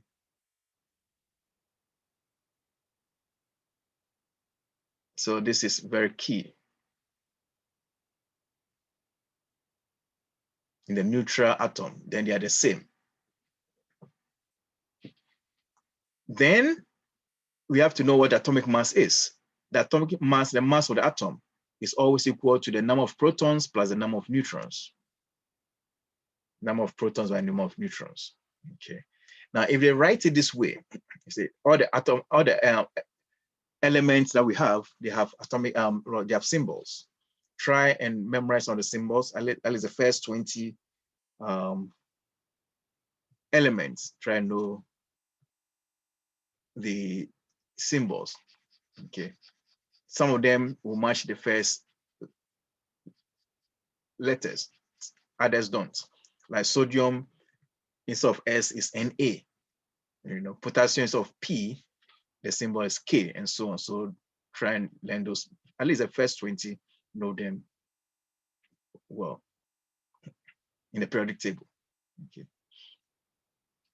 So they write it like this, like 16 and 8, this oxygen. Now the superscript here, 16, is atomic mass. That will be the mass, atomic mass. And this 8 here will be the atomic number.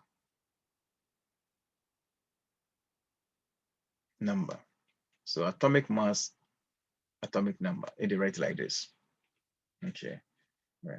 In the periodic table, it's a little bit different. Opposite, you take the table. If they write oxygen, usually they write the mass here, and atomic number is on top. They're on top like that. Okay. But if it's on the side, it's like this. In questions, most of the time they'll tell you maybe this atomic mass and atomic number. They will mention it in problems. Other than if you see like this, remember that. Okay. Now, if an atom loses an electron, it becomes positively charged, right? Because you're going to have more electrons, more positive charge than the electron, so it's positive. So electron loss, it becomes positive charge. And that's what we call a cation. If it gains an electron, then it becomes negatively charged. You have what we call an anion. Okay. So anion, like oxygen, loses 2 electrons, become 2 minus. And that's an anion. Aluminum loses 3 electrons, becomes aluminum 3 plus. This is called a cation. So cation.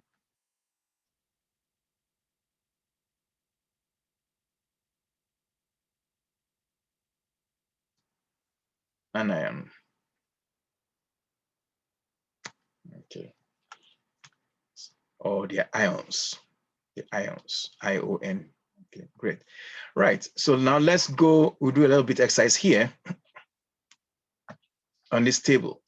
So I want you to look at this table that I have here. So you're given the elements, and then you can be asked to identify how many neutrons, how many protons, how many electrons, and so on. Okay, you have questions like that. Okay, so if we take something like sodium, 23 and 11. Let's go here and do a little practice here.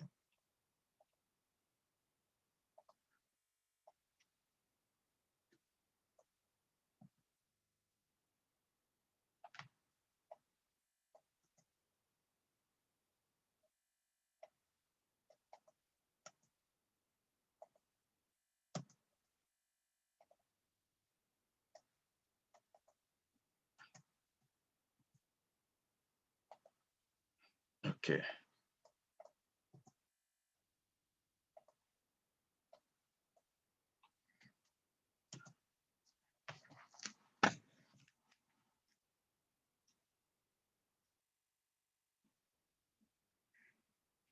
We want to identify the number of protons, number of electrons, and the number of neutrons. So let's start with sodium, Na, 11 and 23, like this. Okay, so someone should help me here. How many protons do you think we have here?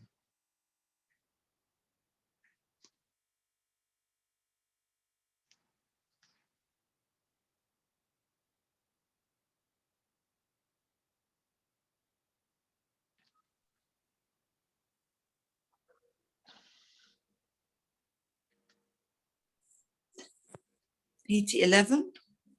All right, 11. So 11 protons, correct. How many electrons?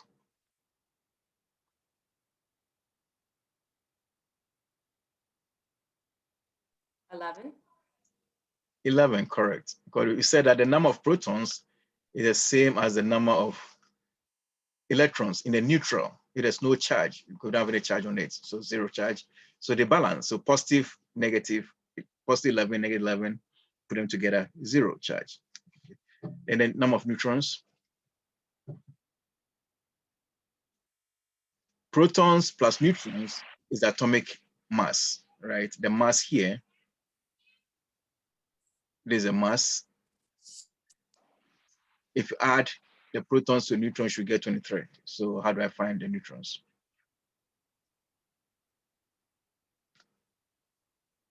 You subtract, right?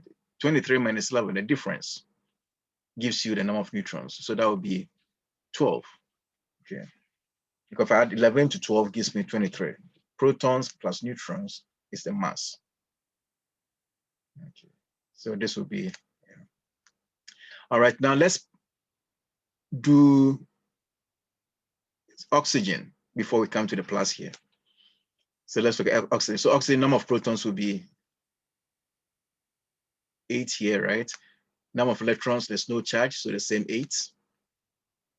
Number of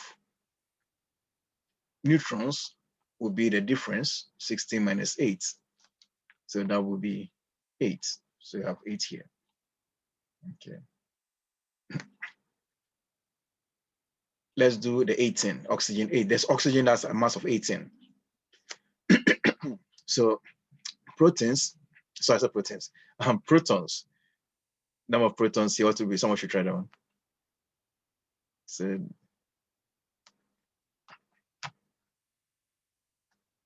somebody can volunteer to try.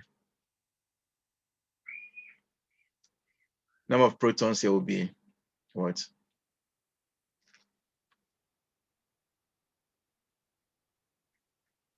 Any volunteer? Okay, so this will be 8.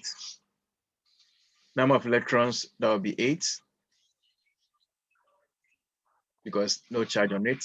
And then number of neutrons will be 18 minus 8, and that will be 10. Okay. Now look at what we have here. So we have same atomic numbers for the oxygen here, but the masses are different atomic masses, right? If you have something like this, we call these atoms or the elements, we call them isotopes. So they are isotopes of each other. So this and that are isotopes.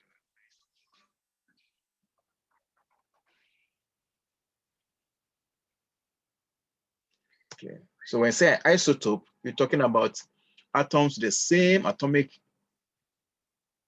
numbers, but different atomic masses, isotopes.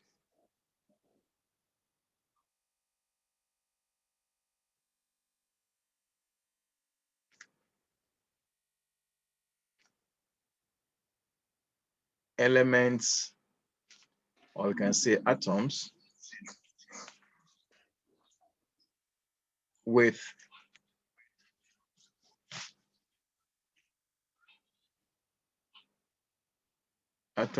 the same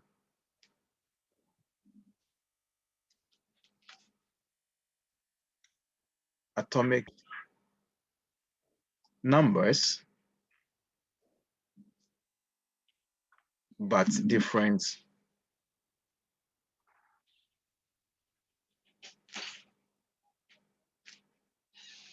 atomic mass.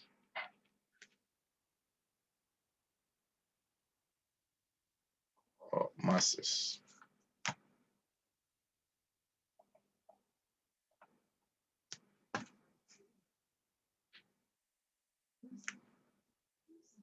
Different atomic masses, okay, isotopes.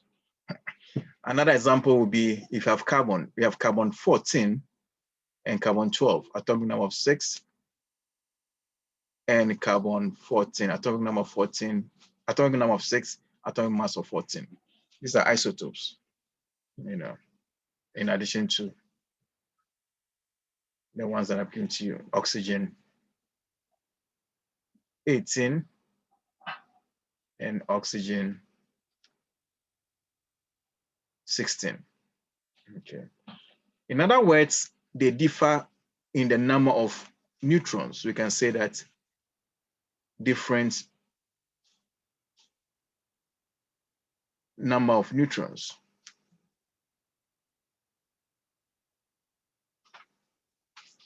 That's the difference. Different atomic numbers or different number of neutrons, isotopes. You should know the definition for this as well. Okay. All right, so let's go back to the table and finish up this one here. So if you have a charge, let's go back to sodium. You have a charge on sodium like this, +1. What will be the number of protons? The number of protons will remain the same. So again, we have 11, number of protons. Okay. What will be the number of electrons? You have to think with a neutral one first. If there's no charge on it, we said the number of neutrons, number of protons is the same as the number of electrons. So we expect to have 11 electrons here, but then there's a charge. Charge means that it has lost an electron. Okay, electron loss. That's why it became positive. So if it lost 1 electron, it means that instead of 11, I have to reduce it by 1, and then I'll have 10 as the number of electrons here. Okay. How many neutrons? The neutrons with the same 12. 23 minus 11.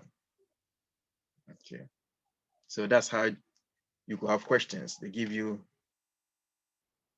the atomic numbers and the masses and ask you to break it down. Okay. I'll do one for the oxygen. So let's say that I have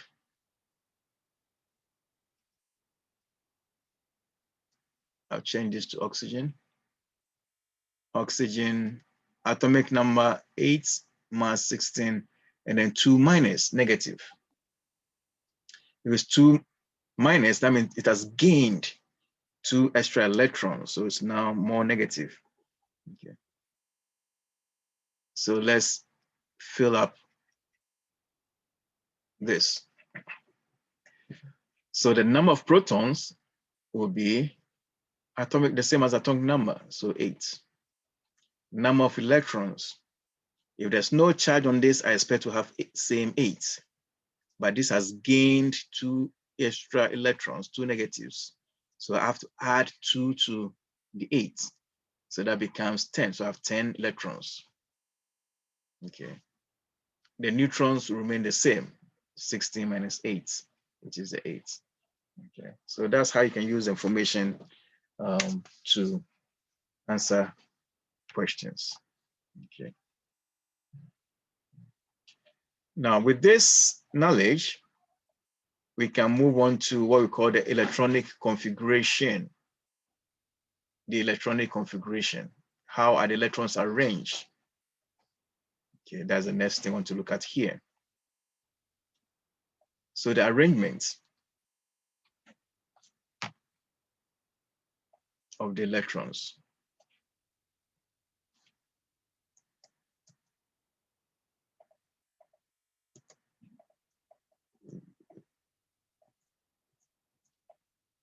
Okay, let's go here.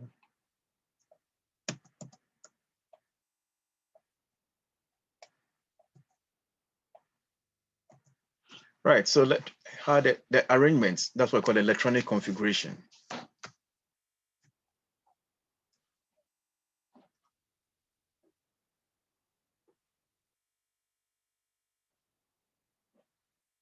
Configuration.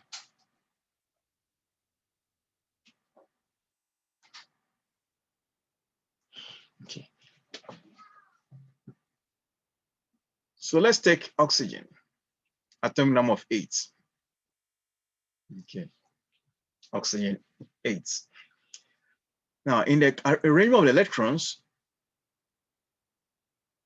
we always start, if there's a nucleus inside here, the electrons are arranged in the orbit, as we said, right? So let me get rid of this here, electrons here, and they just work with the shells or the orbit. Now, we have 8 electrons in the oxygen.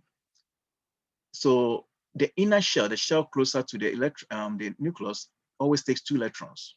So we're going to put 2 electrons in here. So 1, 2, the inner shell. Then, so once you have 2 in the innermost shell, that shell is happy, maximum of 2 inner. Now you're going to spill the rest into the next shell or next orbit.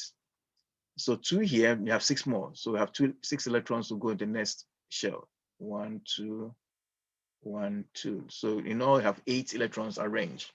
So it will look like this. Now, once you get to 8 in the outer in the next shell, and the shell after the first one, you are done, like a maximum of 8 for the shells. 8, you spill over to the next one. So only the innermost one will take 2. So 2 and then 8 and so on. Okay, so this is oxygen. Now on the exam, you're not going to have time drawing all this like this. So we can use another configuration, another way of doing this, and to look like this. So 2, the innermost shell is 2, so write 2. There is a column for the next shell. The next shell, you have 6. So you see 2, 6. The first one is the inner shell, and then 6 is the outermost shell. So 2, 6, that'll be the configuration like this. Okay. All right. Now let's do one more for sodium. Sodium 11. Atomic number of 11. So since atomic number is 11, it means that I have 11 electrons that I have to distribute. So let's use this configuration instead of drawing this. So it means that the inner shell will take 2, then the next shell will take 8, and then one more left, then it goes to the next shell. You know, so you have 2, 8, 1, and that'll be the configuration. 2 in the innermost, 2 in the next, 8 in the next one, and 1 left in the outside. Okay, like this. If you take something like potassium, atomic number of 19, 2 innermost, then 8 next, another, so that's maximum, another 8, that would be 18, and then the last one left 1 on the outermost shell, like this. Okay, so that would be 4 potassium. So if you look at potassium and sodium and potassium, the outermost, if you look at the outermost shell, the outermost shell, you have 1 on the outside, 1 on the outside here, right? Because you have 1 on the outside, they belong to the same group on the periodic table. If you take a periodic table, they belong to the same group. So group 1. So you say group 1, you're going to see them in group 1 because they have 1 electron on the outermost shell. Now, the outermost shell is what we call the valence shell. The valence shell.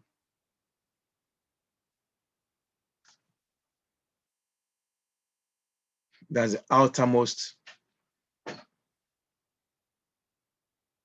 shell or orbit.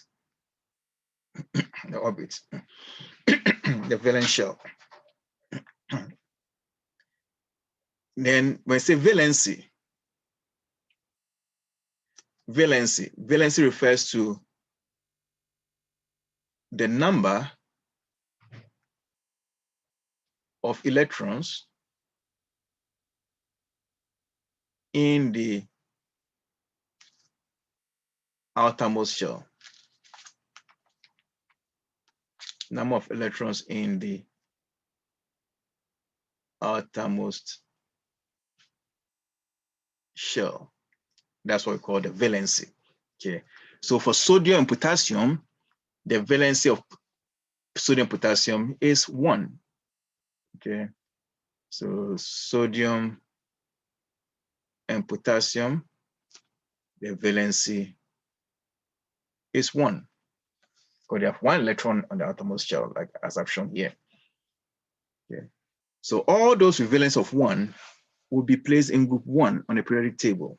Valency of 2 will be in group 2 of the periodic table, and so on. That's why the periodic table was created based on the valencies. Okay. So the valency represents the group number. The group number. Okay. And once you have in a particular group, you have similar properties, similar reactions. You know. Now, if you take those in the last group, group 8 elements in the last group 8, these are the noble gases or the inert gases. They are stable. You know, they are very stable, like argon, neon, and so on, very stable. They're going to have 8 on the outside, or either maximum, yes, they have maximum of 8 on the outside, the valence of 8. So all the other elements try to become like them. So this is what we call the electronic configuration. Okay. Now, with that in mind, we can talk about the type of bonds. The type of bonds. We have ionic bond, we have covalent bond, we have hydrogen bonds, and the metallic bonds. Okay. But we'll focus on ionic and covalent, and then hydrogen. Now, these are intramolecular bonds. That means within the molecule. Intra. So ionic bond, what's ionic bond? Ionic bond is formed when there's transfer of electrons from one atom to another. So here you have transfer. One atom loses, and then the other one accepts, and they have a bond. Okay, you have a bond formed. So if you take sodium atomic number, as you said, is 11. So this is a breakdown. And then you have 281. And if you take chlorine is atomic number of 17. So it's 287. Okay, that's a configuration. So what happens is that sodium can lose its outermost electron, which is this one, and give it to the outermost shell of chlorine, which is a 7. So once it does that, now sodium will now be 2, 8, and the chlorine now is now 2, 8, and 8. So that'll be the new chlorine. And that is the, since sodium lost an electron, that's why I have N plus here, Na plus. And since chlorine gained 1 electron, 1 extra negative, so it becomes chlorine minus. That's why it's minus. Okay.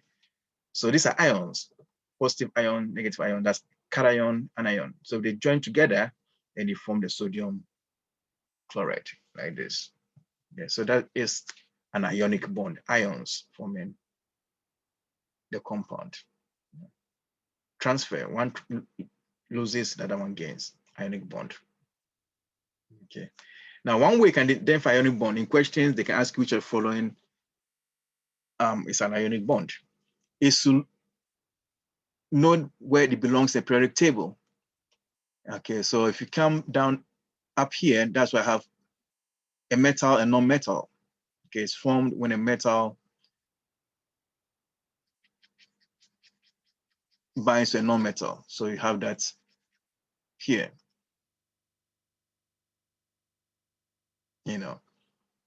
If the elements to the left of the periodic table, group 1, 2, 3, they are the metals. And then after carbon and above, 4, 5, 6 to 8, those areas, those are the non-metals. After 4 and above, non-metals. Okay. So we have element from the far left binding, which binds to element from the far right. You're going to have ionic bond. One has to lose, the one on the left will lose electrons to the one on the right side, so that they become like a noble gases. Yeah. You have ionic bond. So metal and non-metal ionic bond. Okay. When it comes to covalent bond involves sharing. Covalent bond is sharing of electrons, share. So one brings, the other one also brings, and they share. And then they form a bond. So this is what you have here. So if you take hydrogen has 1 electron on it. So this hydrogen here. So if I draw, let's say this hydrogen, 1 electron, another hydrogen, they can lose. If you lose it, to not be stable. So the only way they can be stable is to share. So this electron, this one brings electrons, this one brings electrons, and then they form a bond. So this would be like, they'll share, form a bond like this. Hydrogen is the only one which has 2. If it has 2, it is happy. Happy when it has 2. So once you form a bond, if you see a line, the line represents 2 electrons, like 2 electrons that is sharing. That's the line. Okay. If you take chlorine, the outermost electrons, these are outermost electrons, right? When you're working a covalent bond, you only consider the outermost electrons to work with. You don't need to draw the whole thing. Chlorine is 17, but on the outside it has 7 electrons like this. Another chlorine, if you take the outside of it, it has 7 on the outside, because remember it's 2, 8, 7. That's chlorine, atomic number of 17. Okay, so on the outside is what you have. So for them to form a bond, the only way they can form a bond is to share. But chlorine loses electron, it cannot be stable. But it can share. This can bring 1 electron, then I'll bring the other electron, and then together they can share So whatever they share here belongs to each of them. So if you count, you have 1, 2, 3, 4, 5, 6, 7, 8 for this. And then if you take this one, the 2 electrons also belongs to it. 1, 2, 3, 4, 5, 6, 7, 8. So this is happy, happy. Yeah, outermost shells are happy. You know, that they are satisfied. 8, 8, 8. So with that, they form a bond. The line here means 2 electrons that they are sharing. You know, you bring, I bring, we form a bond. That's how it looks like, sharing. Okay, the same with chlorine and hydrogen. Okay, hydrogen will bring a bond. You have 8, 7 here on the outside, 1 on the outside. This can share. If you share, they form a bond together. Yeah. So covalent bond involves sharing of electrons, Okay. Now, even though they are sharing, sometimes the sharing is unequal. Okay. So if you have what we call, when the sharing is equal, you have what we call a non-polar covalent. So you have to know non-polar covalent, what it means. Non-polar covalent means that there is equal sharing of the electrons.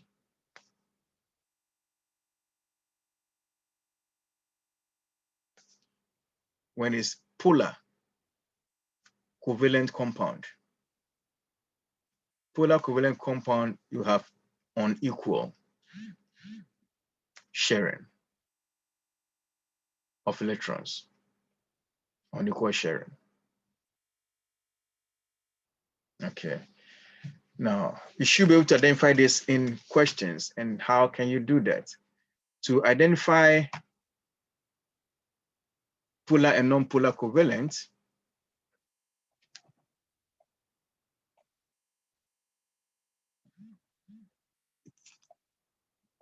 you have examples like chlorine and chlorine. If I take chlorine and chlorine,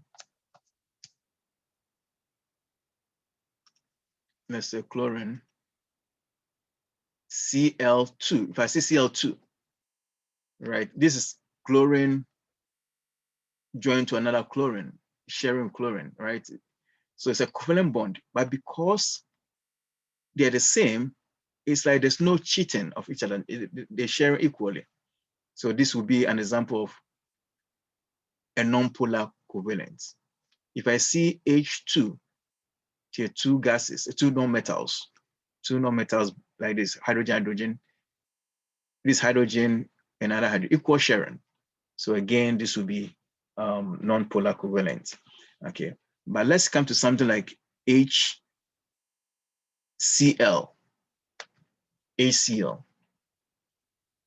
So HCl is hydrogen and chlorine forming a bond, a covalent bond. Okay, you can identify covalent bond by two non-metals form covalent bonds. Okay. Even though they are sharing, chlorine is more electronegative. It loves electrons more than hydrogen. So what it does is that it pulls electrons towards itself. So it's going to steal a little bit of electrons towards itself. So it pull electrons from the hydrogen. So at every point in time, chlorine appears to have a little bit more negative charges. This symbol here is a delta. It's a delta symbol. It means a little bit, partial in math and in physics, chemistry, and so on, the delta symbol. So because hydrogen is losing some electrons to the chlorine, it's going to have a little bit, also partial, a little bit delta plus, a little bit positive charges, like a little bit of positive charge on it, like this. Okay, so that this molecule is said to be polarized, have a negative end and positive end, polarized. Okay, so this is unequal sharing. So this molecule here will be a polar, so this will be an example of a polar covalent bond, unequal sharing. You can come up with so many. If you take water, the same thing with water, H2O. there's unequal sharing. Okay, oxygen pulls from the water. So you're going to have hydrogen, like oxygen, hydrogen, and another hydrogen here. Oxygen pulls from the water, so it will be a little bit negative, more charges on the oxygen, negative charge on the oxygen, so it's partial. Whilst this hydrogen has lost electrons, so it's a little positive. So this molecule is polarized, has a positive and negative end, polarized. Okay, so it's a polar covalent compound, and so on. Okay, because unequal sharing. Okay. And once there's unequal sharing, that leads to what we call hydrogen bond. You can form hydrogen bond here. Like here, if you take water, because on an unequal sharing, you could have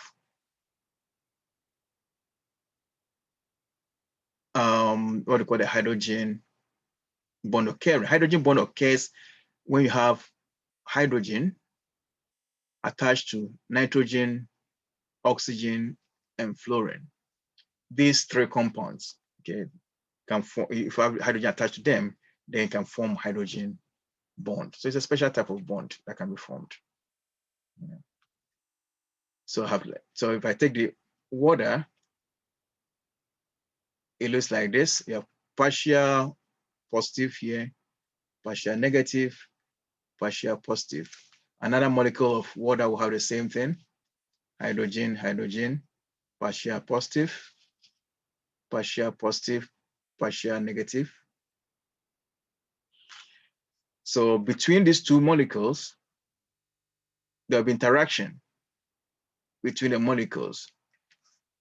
Positive attracts negative. So oxygen, this interaction between this and that.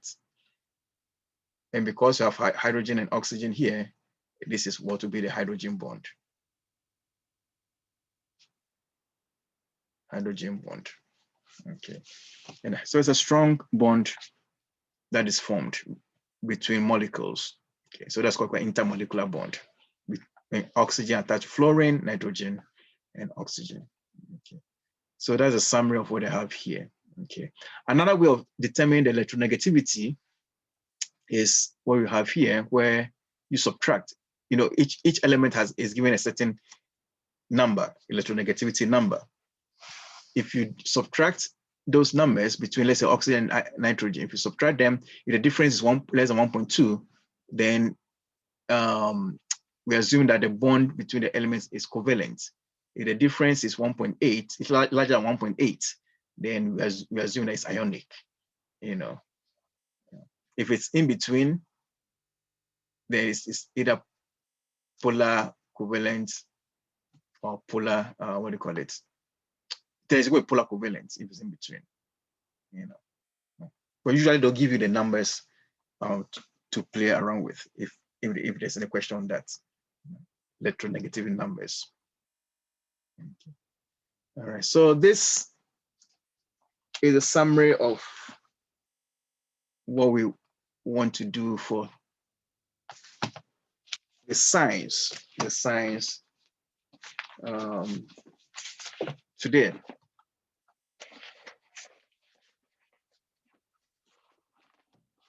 So what I'm going to do, I want us to go to the book and then look at some questions related to what we've done today and see how best we can apply the knowledge. Okay. And then next week we'll continue from wherever we get to. So if you have a textbook, you can take it and then it will help me answer some few questions on the science before we go to the math part.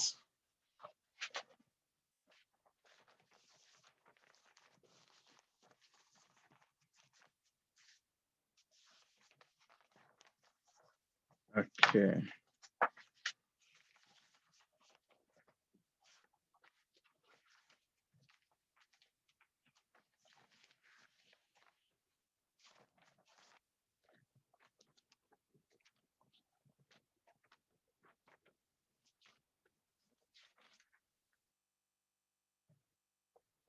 Okay, turn to page 218.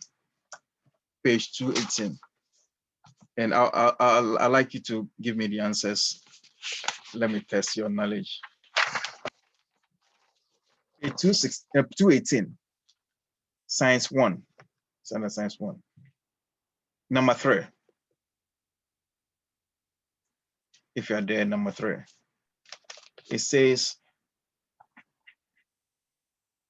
the spaces between neurons are called the spaces between neurons. It's A. Synapses. Okay, synapses, yeah. Synapses. You have synapses, dendrites, interneuron, cell gaps. So synapses, correct. Okay.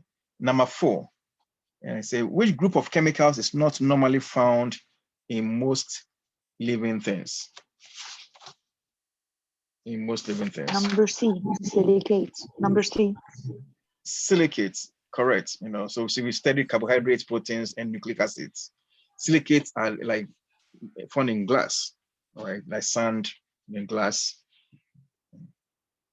You don't have that in human beings, in living things. Okay, great. Okay, now number 8 on page 218. Number 8, page 218.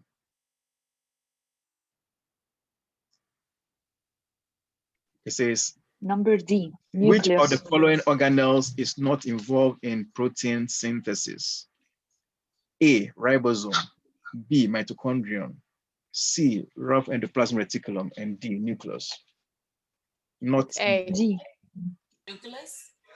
nucleus. Number D. Okay, let's B. go back again. D. And think of the protein synthesis that I described. Do you have ribosomes in there? Yes, RNA.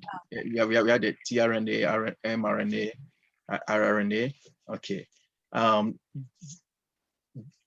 Do we talk about the rough endoplasmic reticulum in relation to protein synthesis? Yes. The rough endoplasmic reticulum, they transport proteins. They transport proteins. Now, come to nucleus. What do we find in the nucleus?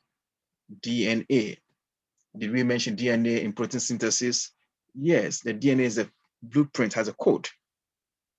So that is involved, right? The only thing that's not involved here is mitochondrion. Mitochondrion is not involved in protein synthesis. But the book says the answer is A. It says what? It not A. It says A. No. Ribosomes is protein synthesis, cannot be A. It's not involved. Check again. If it's that, then something wrong with the book. There you have. Everybody had that? Make sure you check it. So what's There are a Professor, couple of, what's the correct answer? there are a couple of 1 or 2 things that sometimes are not correct in there. But this is, it's not involved. It cannot be A. Ribosome is key, very key in protein synthesis.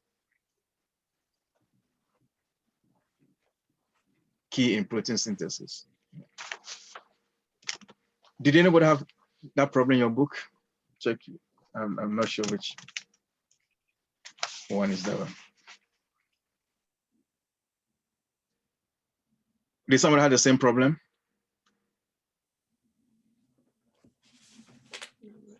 Excuse me, Professor, what's the correct answer? It's B. It's B. In the answer key in the book, it says D. No, DNA is Yes, in. the answer in the book, it's D. Yeah, DNA is in the nucleus. Okay. DNA in the nucleus, so that has been changed. So it's B. It's B, mitochondria. Thank you. I mean, there are 1 or 2 errors in the answer key. Okay, good. So number 220. Sorry, page 220.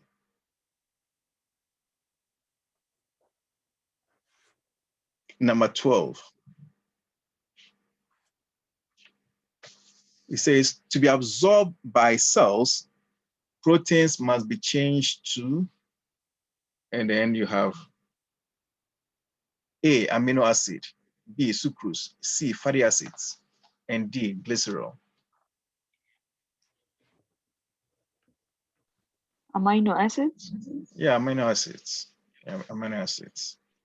Got the basic unit of proteins. Okay. Okay.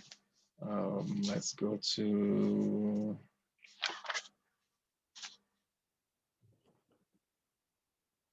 page 223. 223. Page 223.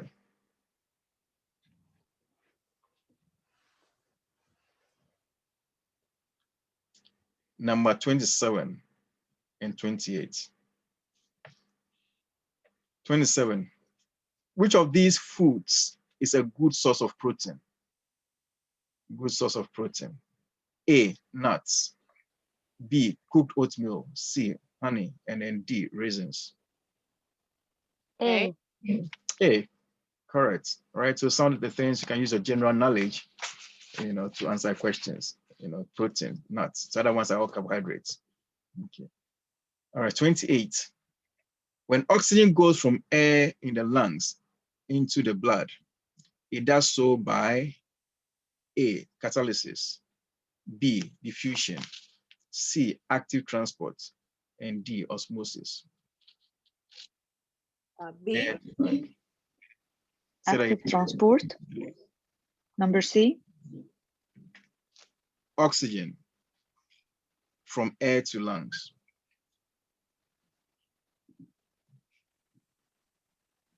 I gave that scenario. Diffusion. Yeah, simple diffusion. Energy is not involved here. There's more oxygen in the atmosphere than in the lungs. So it rushes down along the concentration gradients. Okay. High to low. Okay.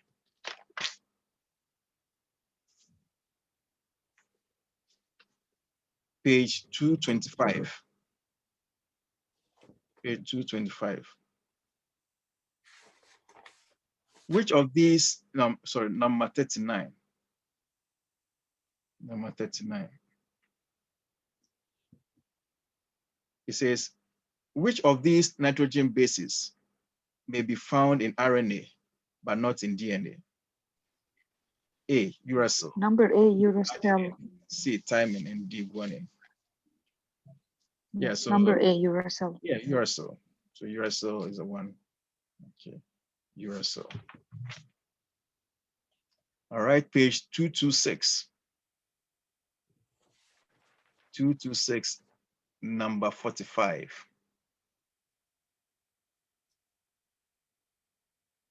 Two, 45. It says, which diagram represents a non-polar covalent bond? Non-polar covalent bond. Number A. Correct. Non-polar covalent bond. That's correct. Because you have here chlorine, as I drew, it's equal sharing. Equal sharing. So it's non-polar covalent. Correct. I'm sorry, Professor. What is the question? What is the question? The question? Page 45, and page 226, number 45. 45. Okay. Yes. So chlorine, that's a non-polar covalent. Okay. All right. What are 46? Certain seaweeds accumulate iodine in a concentration as much as 1,000,000 times greater than that of the surrounding ocean. How must this intake be accomplished? Okay, so it's accumulating more, even though it has more, it's still taking in more. A, osmosis, C. B, diffusion, C, active transport, and D, passive transport. C. C, correct. So active diffusion or active transport. It's concentrated, but it's still taking in more, So from low to high. low to high. Okay. All right. Very good. Let's see. Okay, page 229. Page 229. Number 2. So that one should be easy. Which of these substances are product of cellular respiration in animals? ATP, RNA, ethanol, oxygen. Energy. So when I say ATP. energy goes with ATP, right? Energy ATP. Okay.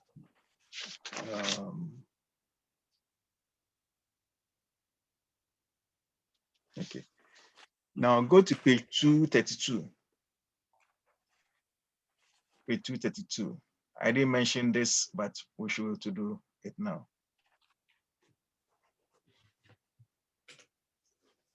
Number 15.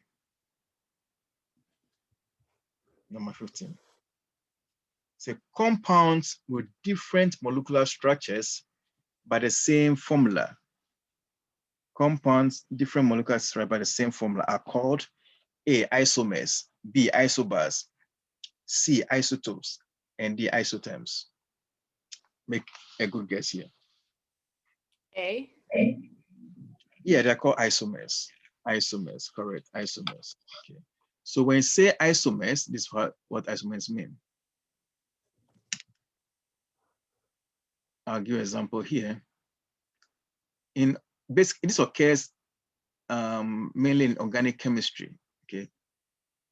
If I have a compound, let's say I have 2C, I'll make it 1, 2, 3, let's say 4 or 5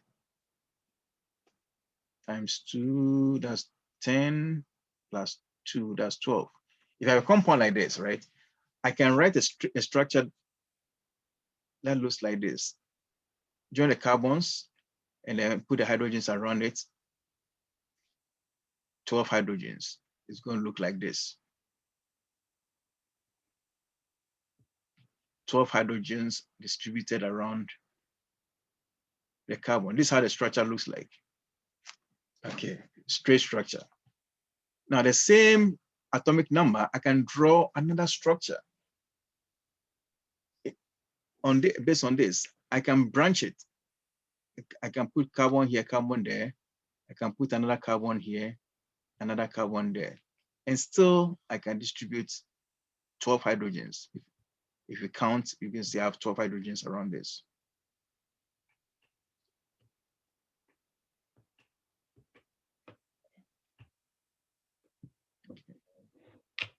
So this is like a branch structure.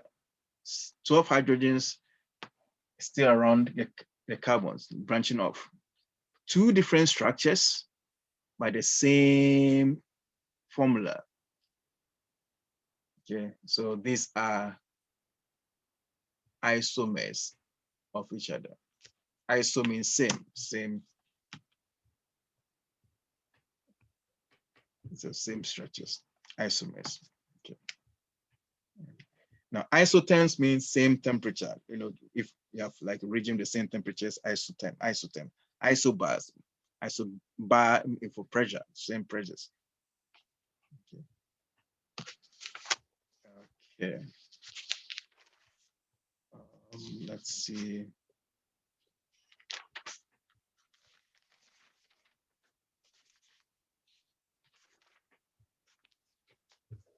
Page 238. Page 238.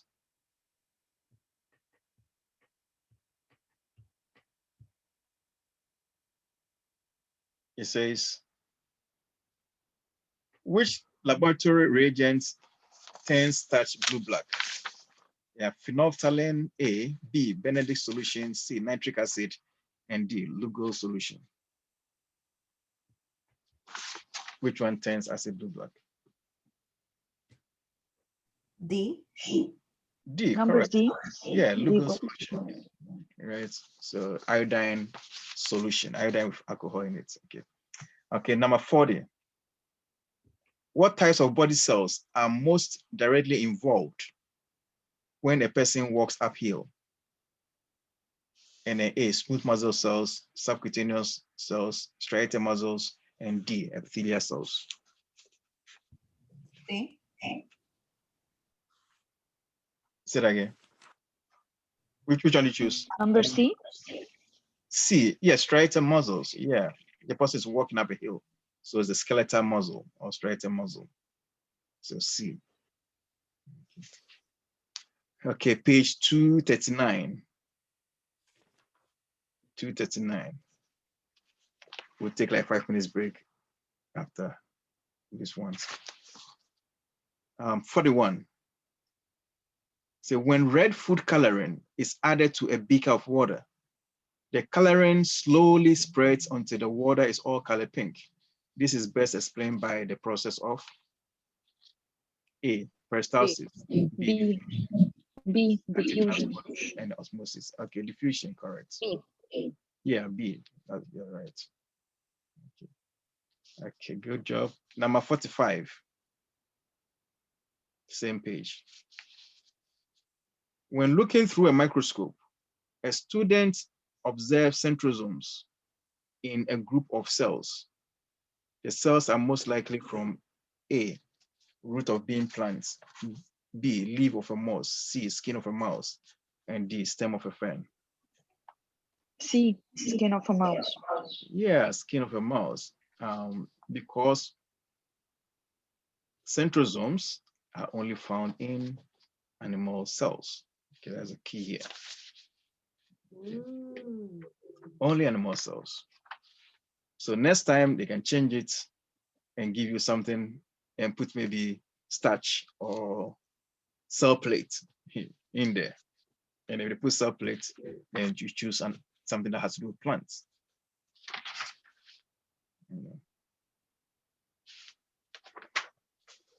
Okay, let's page 241. Page 241.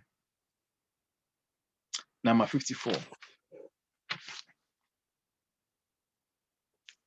Two atoms are isotopes if they have the same atomic number, but a different number of A, neutrons, B, mesons, C, electrons, and D, protons. Is it A? A. Neutrons. Yeah, say they have different number of neutrons, or they have different atomic masses, right? Because the neutrons and protons determine the mass. So the neutrons is different, they have different masses. So that's another way you can define isotopes. Okay. Number 56. This is a question, the one that I talk about. Yeah. You're playing cracker. Yeah. If you're playing soda cracker is chewed slowly, after a while, it begins to taste more A, sweet, salty, B, sweet, C, bitter, and D, bland. So B, here we sweet. said, you get sweet, yeah. Yeah, it becomes sweet. It's broken down to glucose by an enzyme. Okay, now 58. Make a good choice on that one for me. 58. The first step by which a mutation may occur is a change in the A, location of a nitrogen base in DNA, B, messenger RNA, C, transfer RNA, D, amino acid in the protein synthesis. First step. A. Location of a nitrogen base. Yeah, location of a nitrogen base in a DNA. Mutation occurs if we change the sequence. Let's say you can delete, something can be deleted, a base can be deleted, or a bit can be inserted, and that can change the whole code. It starts in the DNA, correct. All right, one more here, and then we'll take a quick break. Page 242. 242. Number 1. The diffusion of water through a semi-permeable membrane is called A, pinocytosis, B, osmosis, C, active transport, and D, transpiration tension.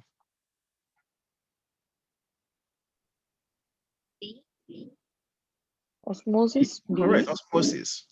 Osmosis. So here we have semi-permeable membrane. Yes, semi-permeable membrane, that's the key. Without that, you cannot have osmosis occurring. Okay, a very important component. All right. Okay, let's. Okay, I guess so. Professor, Yes. why are we like jumping into like different pages and different questions? Are we not going to go like one by one? Yes. So at the beginning, I said that the questions will be related to the lesson, right? So some of the things I've not had a discussion on that. So I don't want to go into that because there'll be too many questions because I've not covered it. All right. So if you look at the syllabus, as I said, the topics will be related to the questions that you see on the last column. That's Okay, why, got it. yeah. So at least you can make connection with the lesson. Yeah. By the end of the course, we would have gone through almost everything, if not everything, but almost.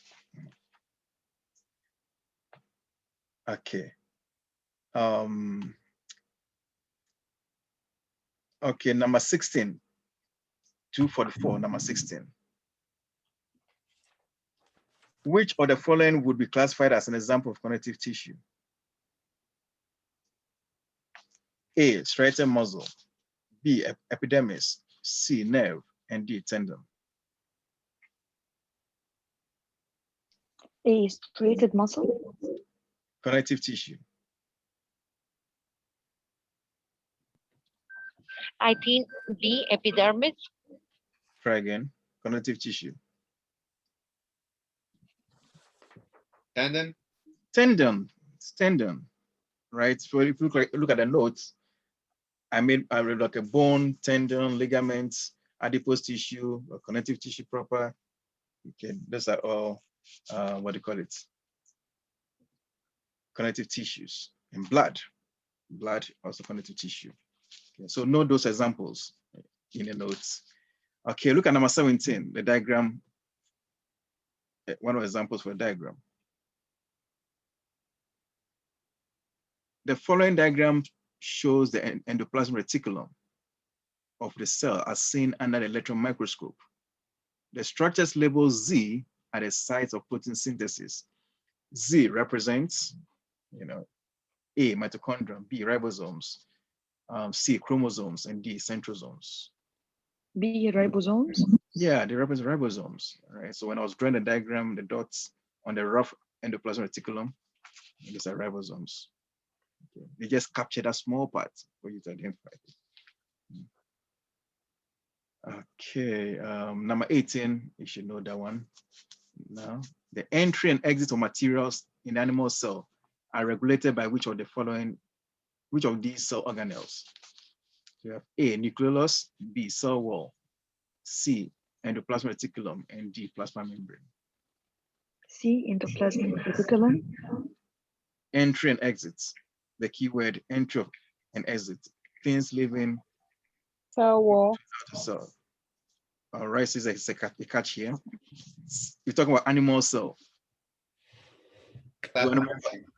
Animal cell don't have cell wall. Oh. Cell walls are A? only in plants. It's a plasma membrane. Plasma membrane, that's a cell membrane. Plasma membrane, semi-permeable. So see here, they can get you the cell wall. Cell wall is only in plants. I'm talking about animal cells. So the answer is D? It's D, plasma membrane. So wait, so animals cells have a plasma membrane? Both animals and plants have plasma membrane, but animals don't have cell wall. With plants, in addition, that's what makes the plants a little bit like stronger, because they have cell wall in addition to the surrounding plasma membrane. Okay. So since here we don't have cell wall in animals. So the answer plasma membrane. Okay. If you look at number 20, they ask about end product of digestion of protein. So again, it's related to what we discussed. In other words, the basic unit or component of protein: amino acid, lipid, fatty acids, and cholesterol.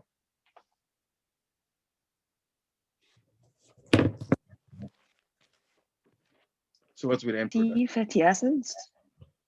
Protein. Protein, we're talking about like protein. Amino acids. Amino acids. So amino acids make up the protein. We join amino acids together, you get protein. So if you break protein down, you get amino acids. So that's the basic unit.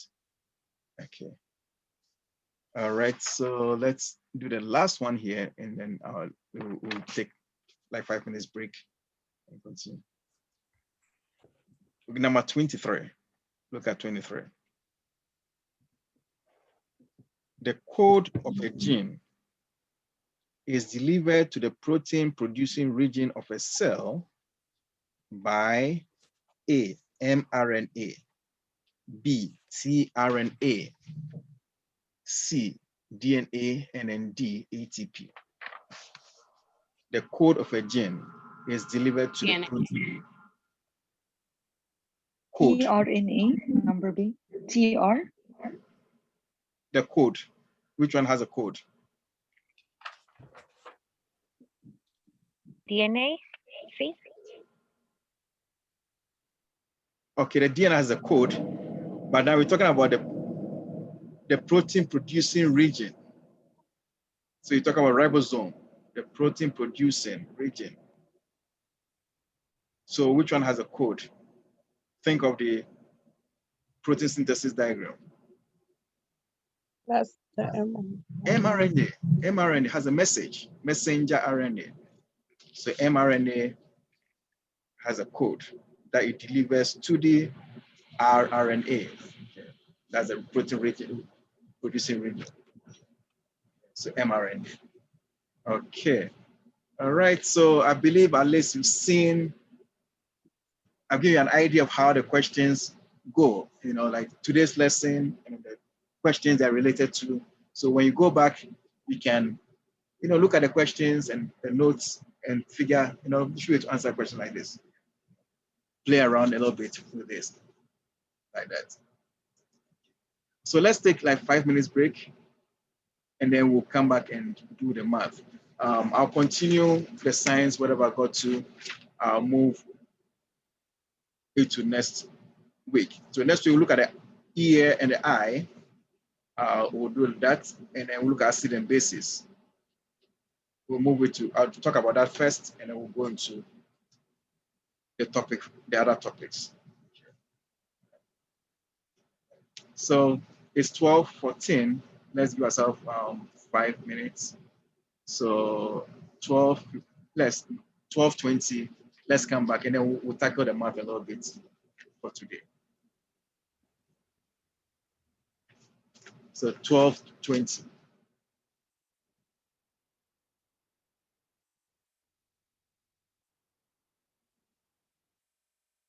At 15 to 1200, and that gave me 80 beats. Okay, so that is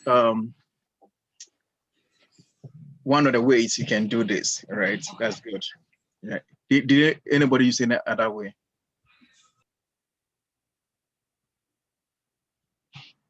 Okay. All right. Now, usually, this is where I like to introduce proportion. All right, I can proportion. If you know for this test, if your proportion is good, you can answer about 60% of the questions, right? Proportion, a lot of proportion. So I'm going to mention proportion a lot. You can use it for percentage problems. You know, ratio, proportion, percentages, it's going to help you a lot. So let's introduce that for this question, even though we can do it without it. Okay. So in proportion, you're talking about two ratios being equal, two equal ratios, right? So I'm going to use proportion. Proportion. So here I have 20 bits in 15 seconds. So I'm going to write the ratio is 20 beats to 15 seconds. So that'll be the ratio. If I set this up to be equal to another ratio, it means I should have seconds here and the beats, they should match. If you label, the labels should match like this. Okay. You never go wrong if you do that. Okay. Now I've been given 1 minute. If I 1 minute here, I need seconds. That means I can't use a minute, I need seconds. So I know 1 minute is going to 60 seconds right here. I want to find the beats. I don't know the number of beats, so I can use X as unknown. If you set a proportion for questions, you always get it right. Okay.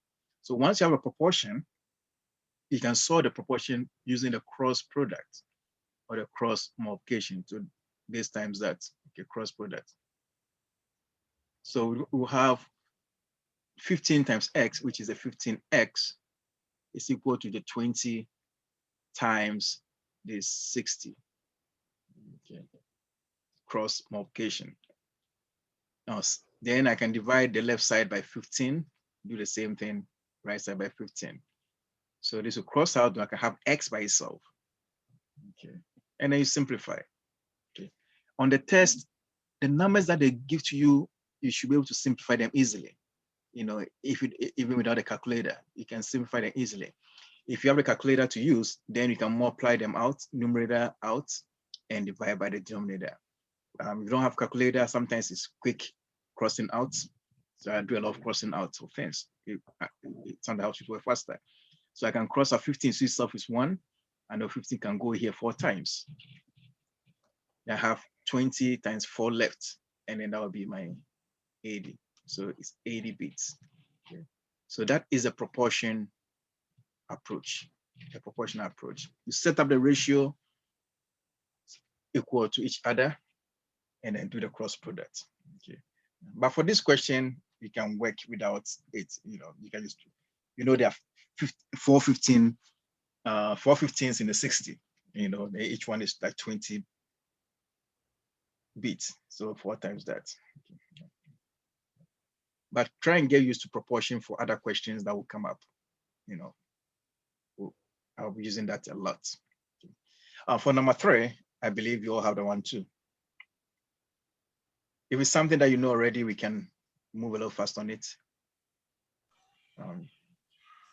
C. C. 19.24. 19.24. Okay. Are we all okay with that one? If we are all fine, then we can. Repeat the question. For number 3, are we all fine with that? Yes. 3, yes. Okay, good. You know, so I want to save some time on things that you know already. You know, then. Okay, for number 4, we will have to discuss that. So another area is fractions. Fractions also come up a lot. So I would like to review some things on fractions. So proportion, fractions, and then percentages. Make sure you have those areas down packed. Okay, so for fractions, I want you to help me go through this. When you're subtracting fractions, adding and addition of fractions, you always need LCD. Okay, so addition / subtraction of fractions.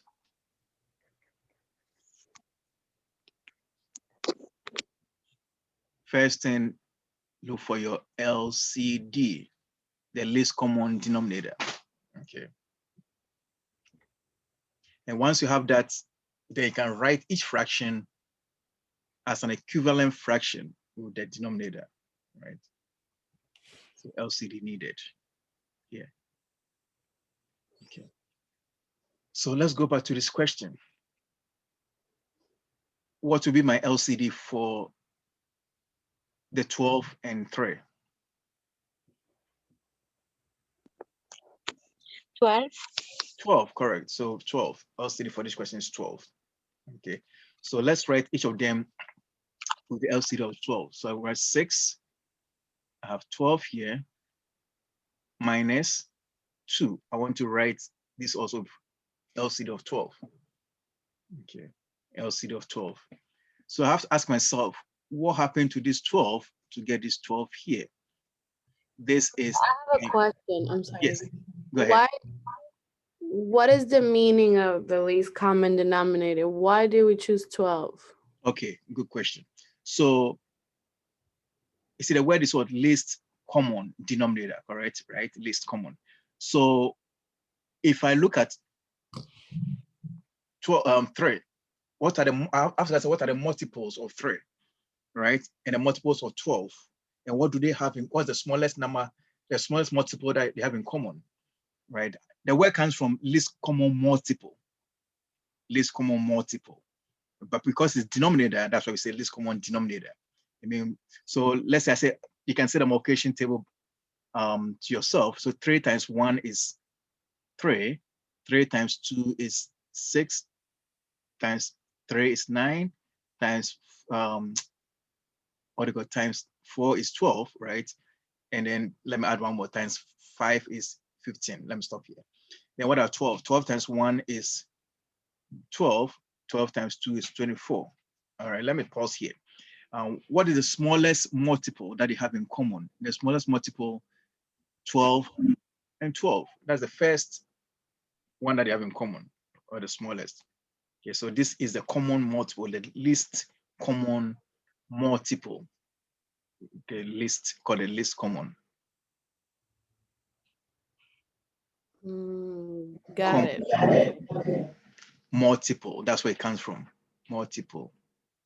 Okay, but because a denominator, that's why it's a least common denominator. Yeah. Okay. So that's why it's 12. Makes sense now? Yes. Good. Okay. All right. All right. So now we're going to write each of these with the. So let me get rid of this common multiple from here. So I have space. Okay. Okay. So we're going to ask yourself, what was done to this 12 to get this LCD? It's times 1, right? So whatever you do the denominator, do the same to the numerator. So I multiply 5 also by 1. So this will be 5 times 1, which is 5 here. Ask yourself the same question. What was done to this 3 to get a least common denominator of 12?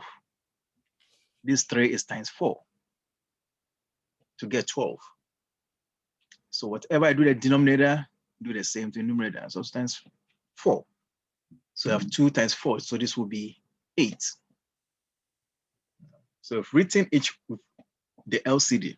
So like call them equivalent fractions, equivalent fraction, the denominator of 12. Once you've done this, now is the time to do the subtraction. Now I want you to look at this carefully. Where that comes up a lot in questions where you have to borrow. You know, sometimes people end up changing to what do you call it, the improper fraction approach. You know, in other words, they change the numbers into improper fractions and they subtract. That is fine if you have time, you know, but there are some questions where you're going to have like 2 or 3 steps in one particular question. And going through that step can waste your time. You want to save time, you know, so it's good to understand the method I'm going to use here, where I'm going to borrow for the whole number. If you get it, it's going to help you work faster, you know, for some questions. Okay, so this is what I'm going to do.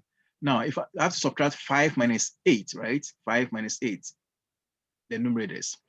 But if I look at this, 5 is too small. It's going to be a negative number.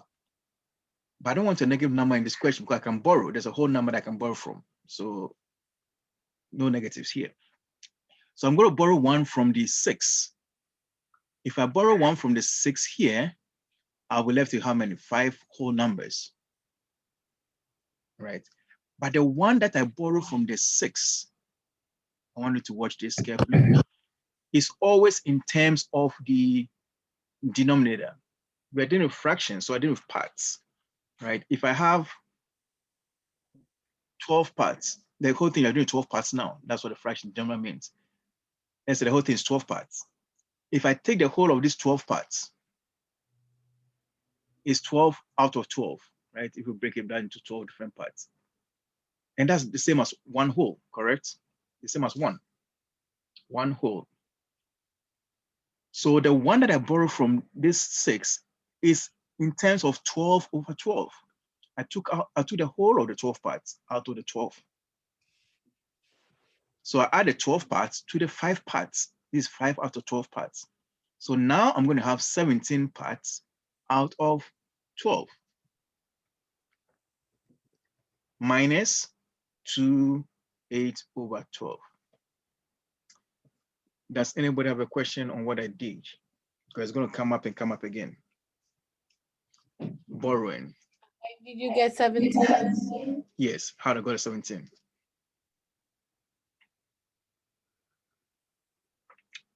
You're asking how did I get it? Or is that a question? Yes. Okay. I borrowed 1 from the 6. The one that I borrowed is in terms of how many parts? I'm dealing with 12 parts. That's the denominator is 12 parts. So if I borrow 1, it means I took all the 12 parts. That is 1. One whole, like a pizza. Think of pizza divided into 12 parts, 12 portions. You know, if I take all the 12 out of the 12, it's 1. If I have five parts, if I take 5 out of 5, it's still 1. Take the whole part. So it's always in terms with the denominator. The denominator tells you how many parts you're dealing with. So if I have 12 parts, I add it to 5 parts. I'll end up with 70 parts. And you're dealing with 12 parts. So 70 out of 12 parts. You know, so you add it to the 5 and you get. Okay. So it's one whole, 12 out of 12. So basically what you're doing is like 12 out of 12 plus 5 out of 12 parts, 17 parts out of. So now you've created a bigger number to work with. Now we can subtract. So if you subtract 5 minus 3, sorry, 5 minus 2, that will give us 3, the whole numbers. And then 17 minus 8, that will give us 9 over 12. We can reduce this to lowest terms. 3 can go into 9 3 times. 3 can go into 12 4 times. So now our answer will be in the lowest terms. 3 whole numbers, 3 over 4. Okay. So that's how you can use a borrowing technique. It's going to help you a lot in other problems where you have so many steps that you have to use. When you get to those problems, you see what I'm talking about. Any question on the borrowing approach? At least if you can get that down pat for today, that would be great. Okay. Try another one. Oh, you're okay with this?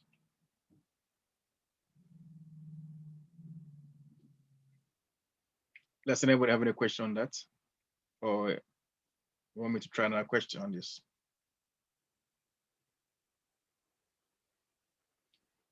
All right, so let's go to number 5 then. Okay, number 5. If you look at number 5, what approach do you think would be best to use here? The American diabetes. Proportion? Yeah, proportion.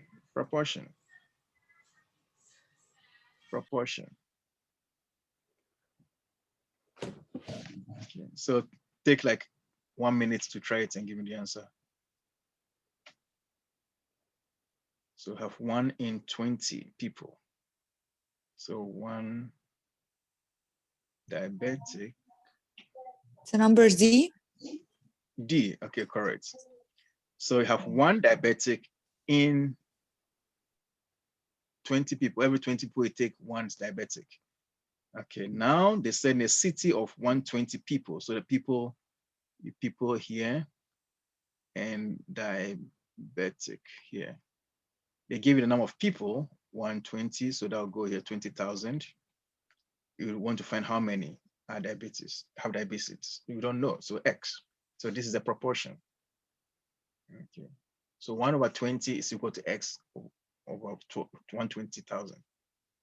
Then you do your cross product. 20 times X is 20X. 1 times 120 says 120,000 here. And then divide by 20, divide by 20. Then your X will be 20. This will cross out 0, 0. 2 here is 1. 2 here will be 6000. Now, did you say D? It's 6,000.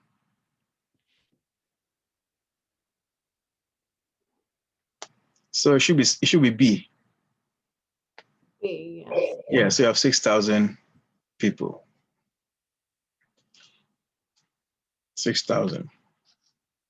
Okay, so proportion, proportion, proportion.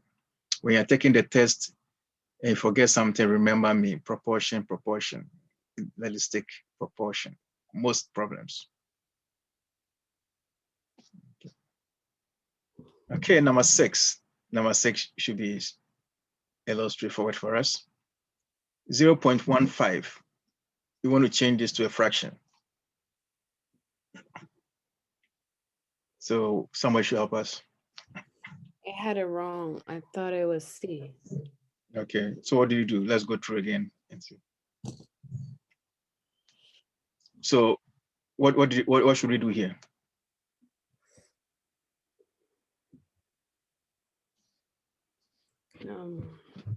Okay, how many decimal places do you have? You have 2 decimal places, right? So how many zeros? How many? It's 15 out of what? 15 out of how many parts? When you have 2 decimal places. So that's a 10th, that is the 100th, right? So it's 15 out of 100. That's what this means. 15 out of 100. 2 decimal places. So got the columns. This is the 10th column. That's 1 out of 10, like out of 10. This is this out of 100. 2 decimal places. So 2 zeros. And then reduce to lowest terms. 15, we can use 5. 5 into 15 is 3. 5 into 100, that's 20. So we end up with 3/20. 3/20. So if you see something like 0.1, like 0.15, like this, if you want to change to fraction, this time you have 1, 2, 3, 3 decimal places. That means out of 1,000, because that's a 1,000th column. So it's 15, this number here, out of 1,000. That's what this will mean. And then you can reduce to lowest terms. So maybe 5 here, 3, 5 here, 200, 3/200, and so on.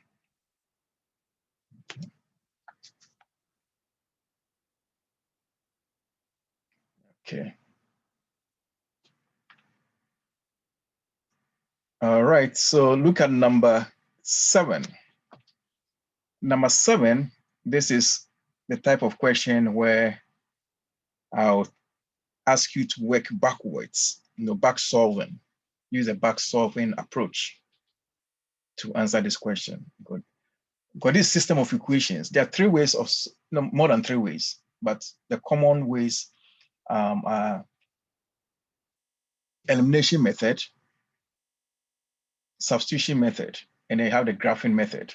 Some people, you can also use matrices, but you don't waste your time doing all that.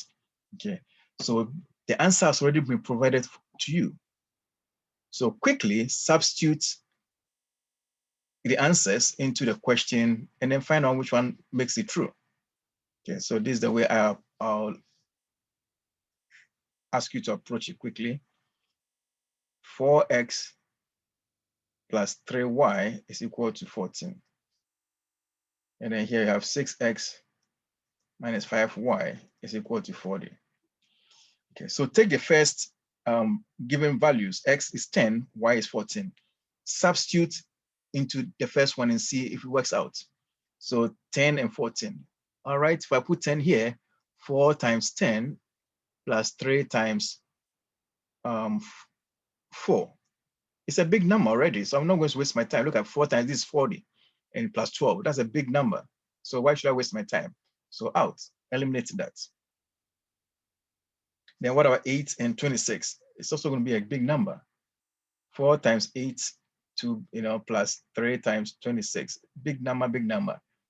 I don't definitely more than 14. So that's not good. Eliminate that. So it's between C and D. So 5 and 2. Let's try 5 and 2 here. 4 times 5 plus 3 times 2. Would that give me 14? This is 20 plus 6. Is it 14? No. So this is again not correct. So definitely has to be the last one. So let's, for curiosity's sake, let's do that. This times 5 plus 3 times -2 is it 14? 20 minus 6, 14, which is correct. All right, 14 is 14, equal to 14. So that checks out. Now, if also make sure that it checks out for the second one. For this one, we have no problem because it's obvious that the last one is the only one that works out. But for some question, it may work out for the first one, but when we put the same thing, the second one doesn't work out. So if that case, that would not be your choice. If it works out for the first equation, it should work out for the second equation here. So they should work out too. At least this one is a little bit straightforward. Some questions, you make sure you check both to make sure it works out. So 30 plus 10, you have 40. So 40 equal to 40, which is correct. So it satisfies both equations. So the answer choice D is what we want here. So I call it a back solving approach, working backwards from the answers. Any question on this one? Working backwards. We'll see the problems again. It's going to come up again in on the other test. Okay. All right. For number 8. Number 8. Again, you can use proportion, or you can use your quick senses too. So, but if you're stuck, think about proportion. Because here some people forget. They get confused whether to divide or multiply and so on. But proportion can eliminate the doubts. Okay. So 1 milligram is equal to 0.001 gram. That's a ratio. Okay, so I can write 1 milligram to 0.001 gram. I can set up another ratio here to make it a proportion. Milligram, gram. So now they say how many grams are in 256 milligrams. 256 milligrams. So we know the milligrams. So 256 is given. I don't know the grams. So I put X as unknown. Set up a proportion. Now I can cross multiply. Okay, so X times 1 is X. And then 256 times 0.001. So if you multiply this out, you have 256. You multiply the whole numbers, and I have 3 decimal places. So that will be count from the left side. So 1, 2, 3. So it counts 0.256 grams. Okay. So here they added 0 to the whole thing, so it will be A, 0.2560 at the end grams. So it's A. Okay. So proportion takes away the doubts of whether to divide or multiply here. Okay. All right, try number 9 and give me the answer for number 9. 1/2 of x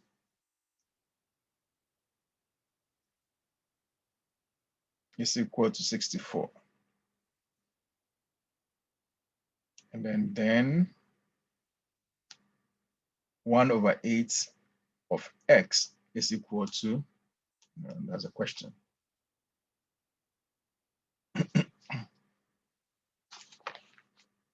Okay, what does off refer to? Of something, off.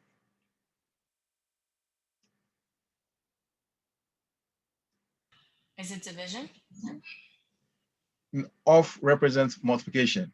Oh, okay. Yeah, when you say the off here, anytime you see off, that is multiplication. Multiplication.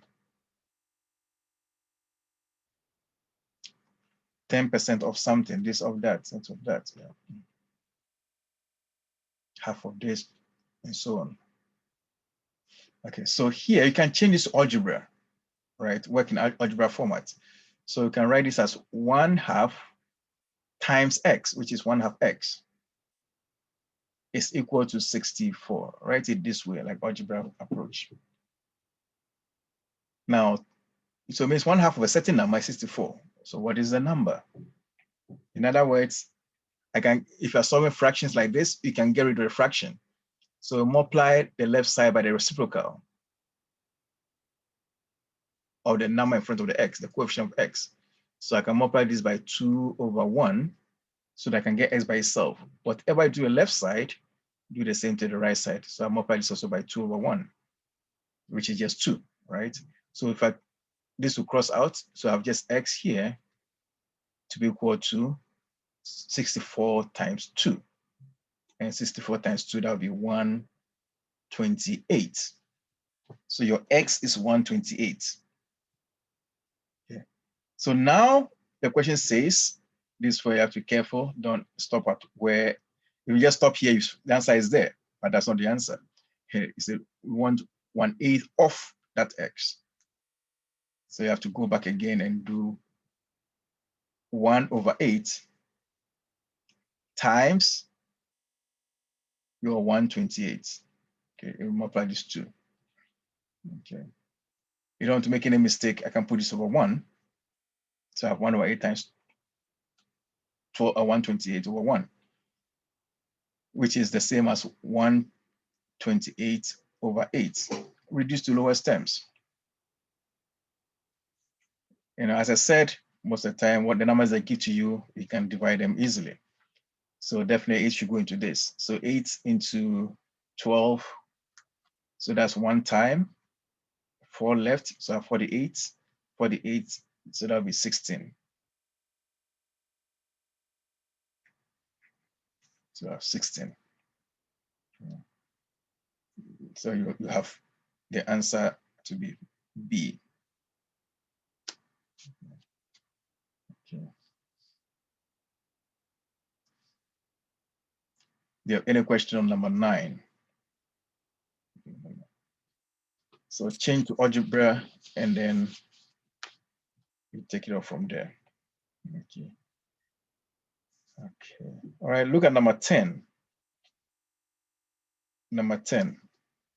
So first identify the strategy to use for number 10. What would be the strategy for number 10?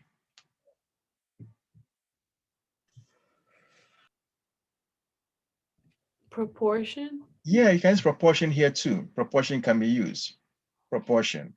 So here we're going to do 3,000. So we have, and the ratio will be 300,000 units. So you can write the units over 1 ml.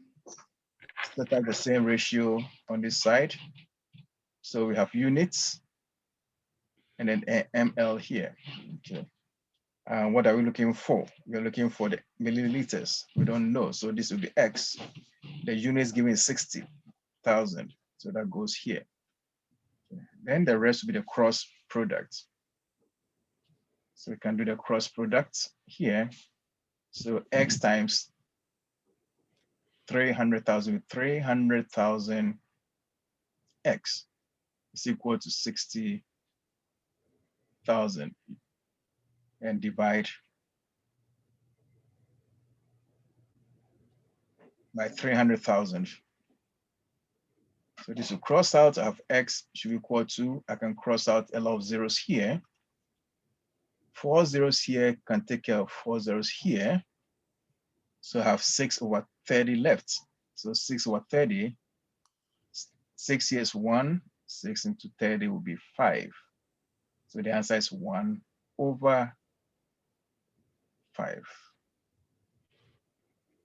1/5 ml. Okay. So that's how proportion can help you, play around with problems like these. Okay. How did you get 1/5? Okay. I cross out the zeros, right? Let me go over this here again.